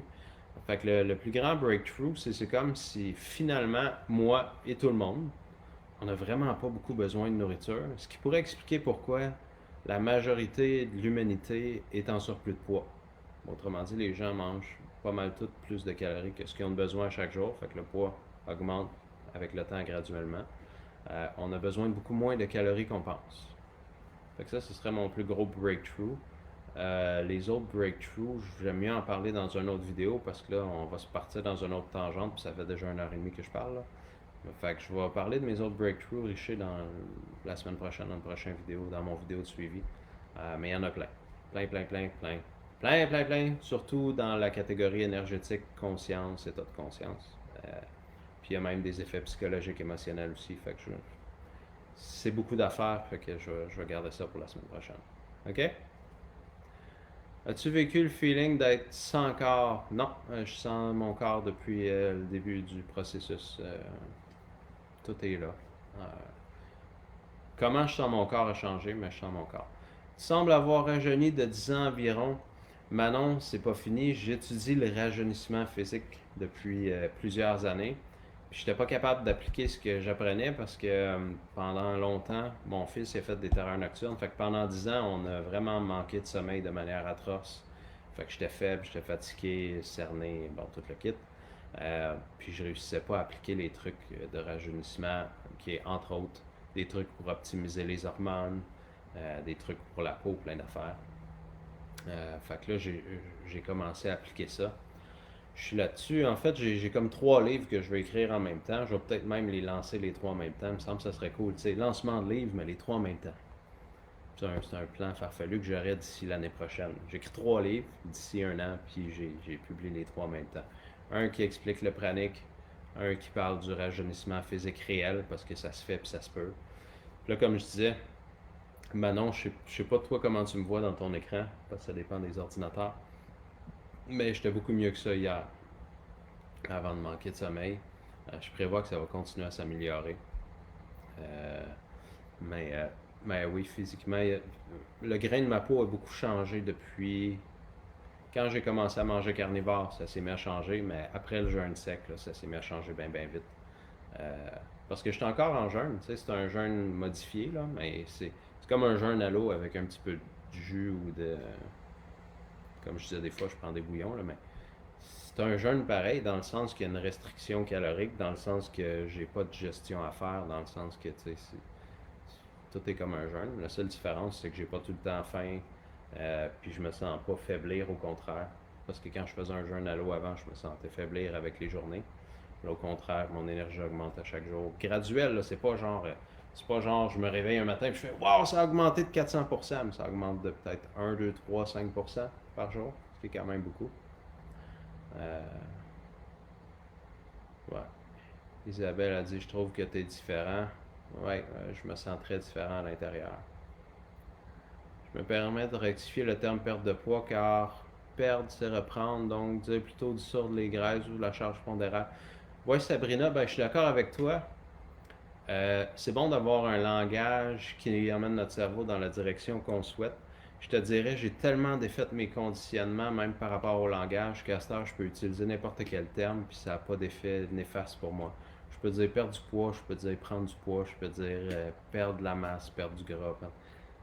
J'entends les mots, mais je sens juste de la légèreté dans mon cœur et dans mon être. Fait qu'à partir de là, euh, fait que je suis d'accord avec toi en termes de vocabulaire, mais pour moi, mincir, c'est quand il y a le gras qui s'en va. Le but, c'est pas de perdre de la masse musculaire. J'en ai perdu un petit peu, là, clairement. Peut-être entre 7 et 11 livres.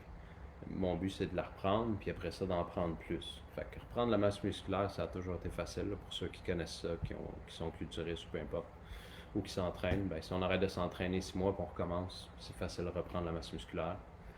Moi, je veux reprendre la masse musculaire, puis après, je veux en prendre d'autres de plus que j'avais pas. mais à 0 calories ou mettons 300 maximum. 300 et moins. Je crois que c'est entré dans les énergies quantiques lorsque nous dépassons toutes nos pensées limitatives. Alors rien de surprenant que tu prennes de la masse musculaire sans absorption de protéines. Oui, c'est un process. On va voir. C'est ça, je m'enligne à faire. J'embarque, Guillaume. Dans quoi t'embarques exactement? Je sais pas. J'avais vu des vidéos de gens qui parlaient des techniques pour faire un repas pranique, mais je me demande vraiment comment faire. J'aimerais tellement faire une retraite pour expérimenter ça. Comme je te dis, je pense, Déborah, ce ne sera pas tout de suite parce que là, je donne une formation avancée qui est sur 1 an et demi à peu près. Fait que ça, c'est en cours. Là, j'écris tellement de notes de cours, je suis rendu à 700-800 pages en 8-9 mois. Là, je ne sais plus trop ça fait combien de temps, mais là, on va finir avec une encyclopédie de 1000 quelques pages. Fait que ça me prend du temps à écrire tout ça. Fait que juste cette formation-là m'occupe beaucoup de mon temps à répondre aux questions par courriel des gens. C'est une formation archi avancée. Tu sais, si les gens ont été impressionnés des résultats vécus d'une formation de 2 jours, là, mettons la formation chamanique, ben essayez de vous imaginer 22 jours. Tu sais, si en 2 jours ça fait ouah comme progrès ou comme évolution, ben là c'est ça, mais fois 11. Puis c'est plus que ça parce que on va plus loin à chaque week-end. Tu sais, j'ai pas besoin de recommencer les bases comme à chaque fois que je fais des cours de 2 jours. Faut que je renseigne certaines bases pour être sûr que tout le monde va à la même place puis que les techniques vont bien aller. Mais j'ai pas besoin de faire les bases parce que c'est le même groupe tout le temps. Fait que là on avance comme ça se peut quasiment pas là. Ça me tente même pas de décrire ce qu'on fait parce que ça se peut, en tout cas.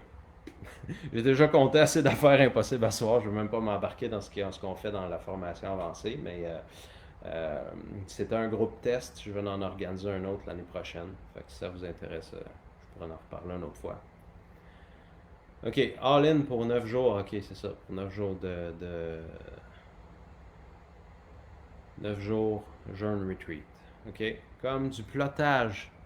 J'imagine que tu voulais dire pelletage, Karine. Non, c'est une autre technique que j'ai inventée, qui n'a rien à voir avec aucune des techniques que j'ai déjà enseignées dans mes cours. C'était vraiment pour but de me libérer de la fibro parce que j'avais été à une clinique 3 semaines, ça n'avait pas donné de résultat.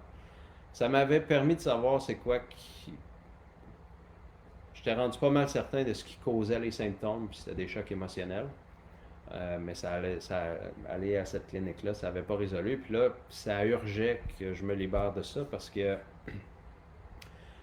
quand j'ai fait le questionnaire d'évaluation à cette clinique-là spécialisée en fibromyalgie, j'étais dans la catégorie symptômes moyennement sévères à très sévères. Ça, c'est la pire catégorie.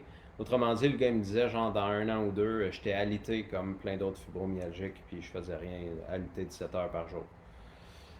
Fait qu'il était temps qu'il se passe de quoi, parce que je remarquais que je m'en allais par là graduellement. Je n'étais pas rendu, là, mais j'étais dans la dernière catégorie, là. Il me restait plus d'autres catégories pires après, là.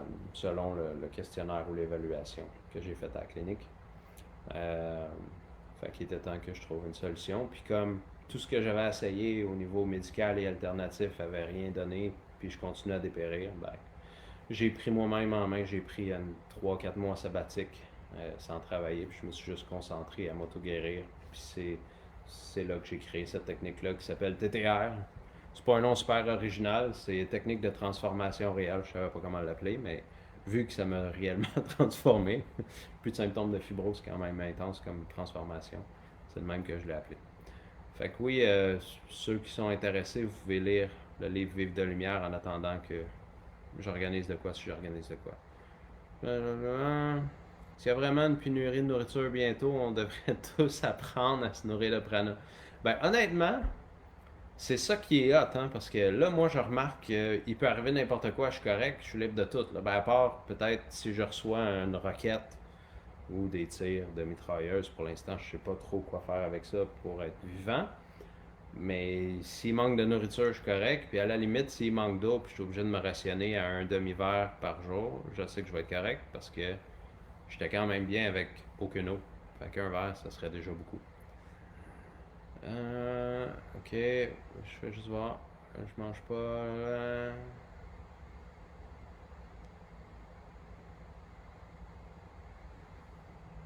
Je vais juste voir s'il y a d'autres questions.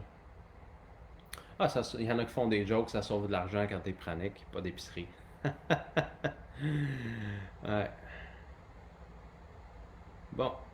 Allô, Jacinthe. Je sais pas quand est-ce. Ah, tu viens juste d'arriver. Bon. Si ta descente alimentaire, je sais pas ce que ça veut dire.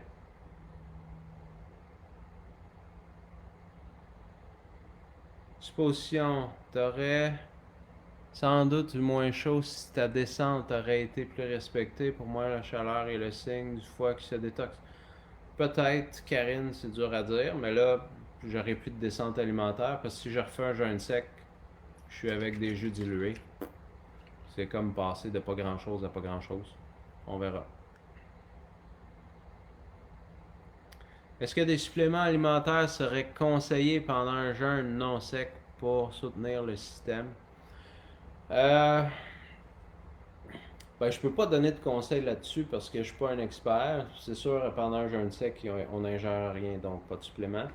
Quand j'étais au centre de jeûne Horizon, je pense que ça s'appelait, on faisait des jeûnes de jus fraîchement pressés, puis on prenait des probiotiques, puis des fibres, je crois. Puis il y en a des fois qui font des jeûnes, puis ils prennent des acides aminés, juste comme pour donner un petit apport d'acides aminés au corps. Ça nuit pas beaucoup au jeûne parce qu'il n'y a pas de calories dans des capsules d'acide. Presque pas de calories, là. Mettons 4 calories par gramme d'acide aminé. Fait que si on prend 5 grammes, c'est 20 calories. Euh, Ça désintoxique quand même. Hello! Comment les intestins se comportent sans manger? Micheline, ça fait pas assez longtemps.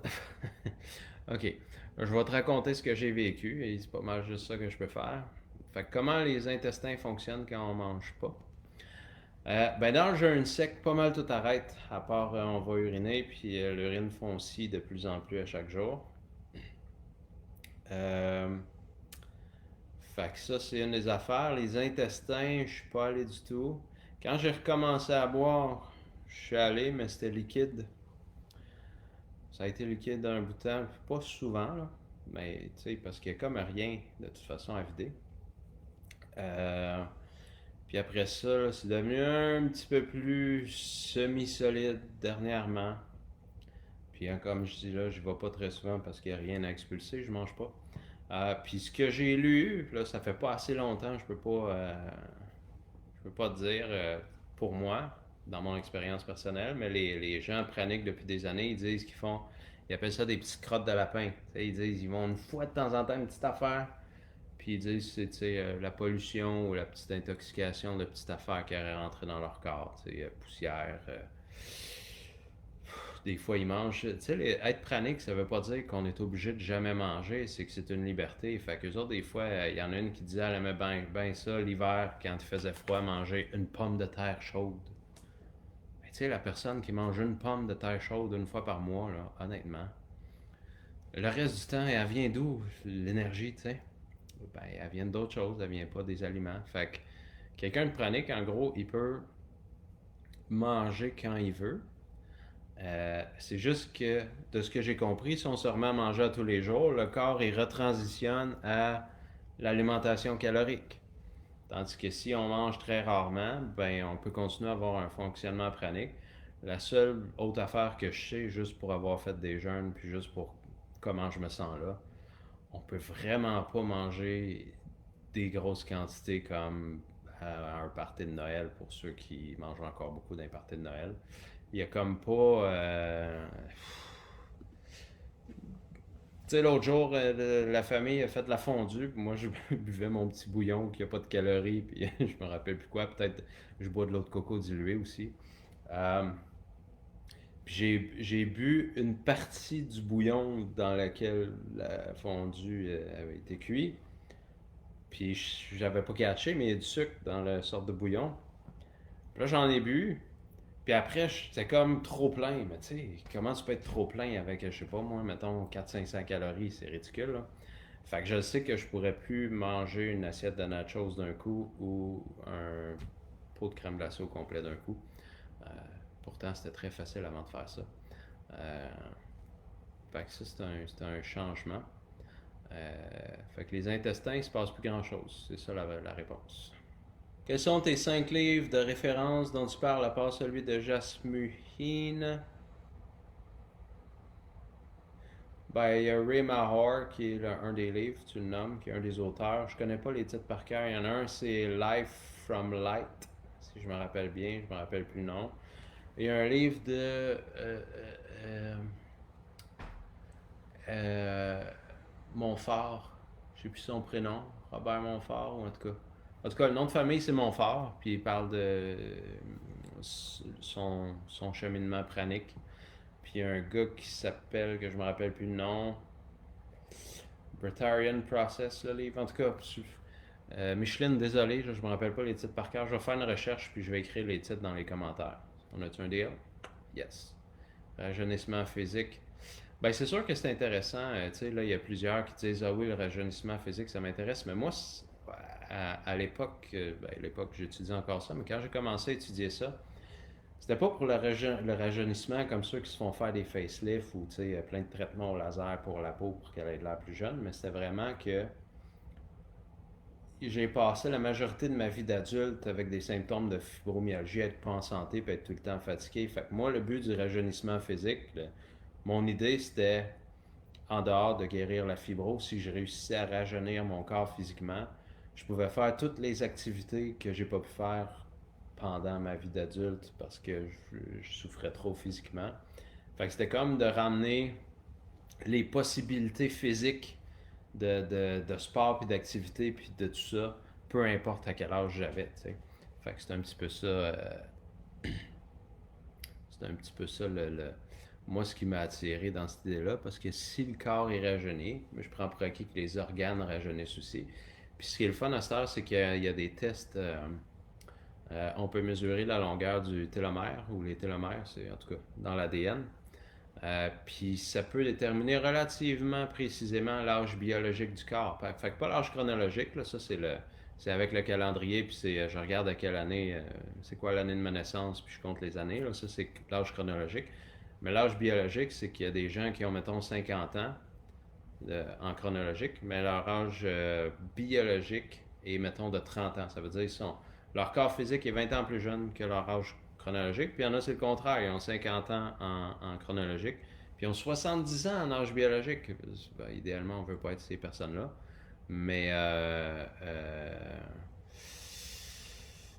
c'est ça pareil. Il y en a qui sont beaucoup plus vieux physiquement que leur âge physique. Laurier Provencher dit le but de ce jeûne intensif, probablement que tu as manqué le début, mais moi, mon but c'était d'être pranique, c'est-à-dire de ne pas avoir besoin de manger pour avoir de l'énergie et être en pleine forme. Là, le nom me revient, c'est Henri Montfort, un autre auteur français qui a écrit un livre. Moi, j'ai pas lu tous les livres français, j'ai lu plus des livres en anglais, là, mais il y en a quelques-uns en français, je pourrais les trouver aussi. Je regarde s'il y a d'autres questions. Peut-on avoir ces trucs pour le rajeunissement un jour, une formation? Ben, Guillaume, je prévois écrire un livre là-dessus. Peut-être un cours. Mais la seule raison que je donnerai un cours, parce que le livre peut contenir toutes les instructions ou les trucs. La seule raison que je donnerai un cours,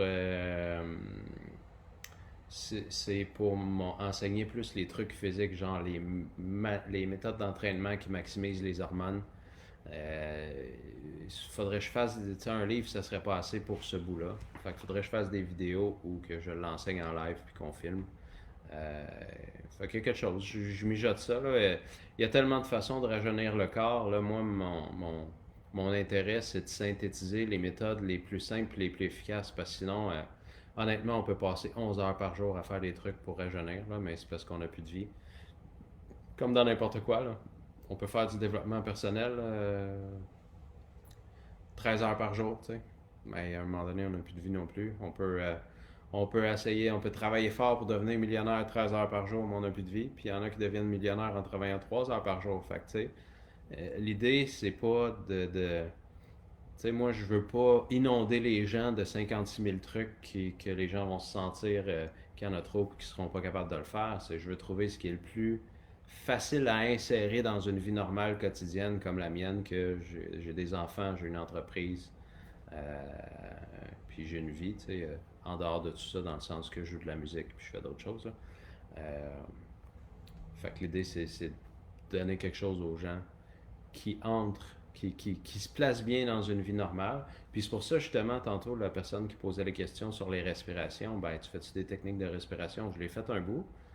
Ben, c'est parce que je veux pouvoir que être pranique, ça s'insère bien dans ma vie normale. Fait que s'il faut tout le temps que je dise, bon, oh, excusez, gang, c'est super le fun la conversation ou le party présentement, mais il faut que j'aille faire 1 heure de respiration pranique.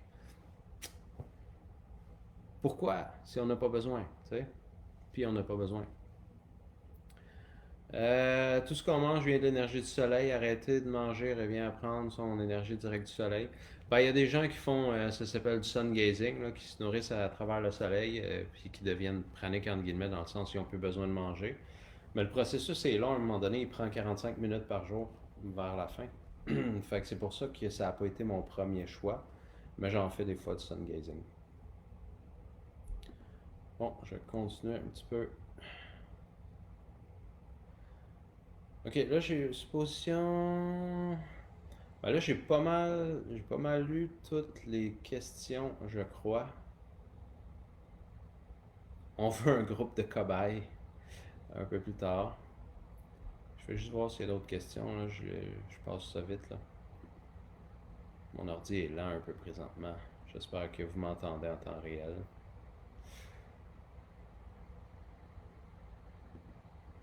Ok. Bon, là, je retourne à l'écran principal. Vous avez peut-être écrit Henri Montfort. Bon, ok. Euh, Est-ce que ça t'a endormi tout ce sucre-là dans ta fondue? Pas vraiment. Ça, c'est une des choses que je remarque depuis que j'ai fait le processus. Même à partir de la 2e semaine, tu sais, j'ai pas mangé.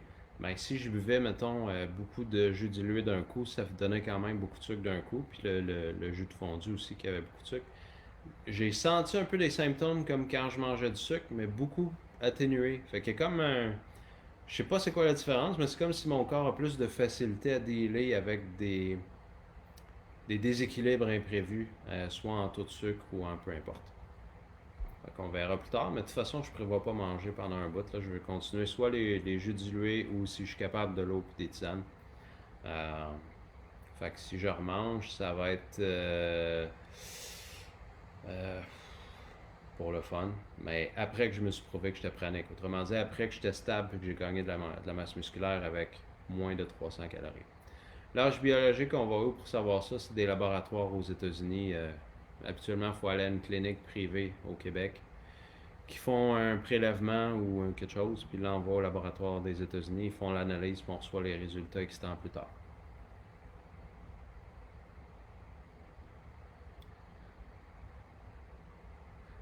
Laurier me demande si j'ai guéri la fibromyalgie par le jeûne. Non, ça c'était l'année passée. J'ai créé une technique pour ça, une nouvelle technique que j'enseigne dans la formation avancée qui a lieu présentement.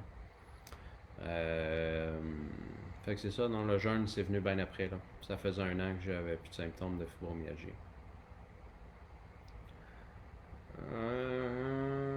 Continue. À long terme, est-ce que l'humain ne doit pas se nourrir pour vivre? Ben, Laurier, oui et non. C'est ça qu'on croit parce que c'est ça qu'on fait depuis notre naissance. Mais il y a des humains qui se nourrissent juste de l'énergie depuis 30 ans. 30 ans, c'est quand même long. Est-ce qu'on appelle ça permanent? Je sais pas. Si la personne a mangé un morceau de pain 1 fois par année, est-ce qu'on considère qu'elle se nourrit? Je ne sais pas. Tu sais, 100 calories par année, ça compte-tu vraiment comme se nourrir? Ça dépend des opinions et des définitions. Mais c'est pas gros. Ça. Même 300 calories par jour, comme je fais présentement, c'est vraiment pas beaucoup.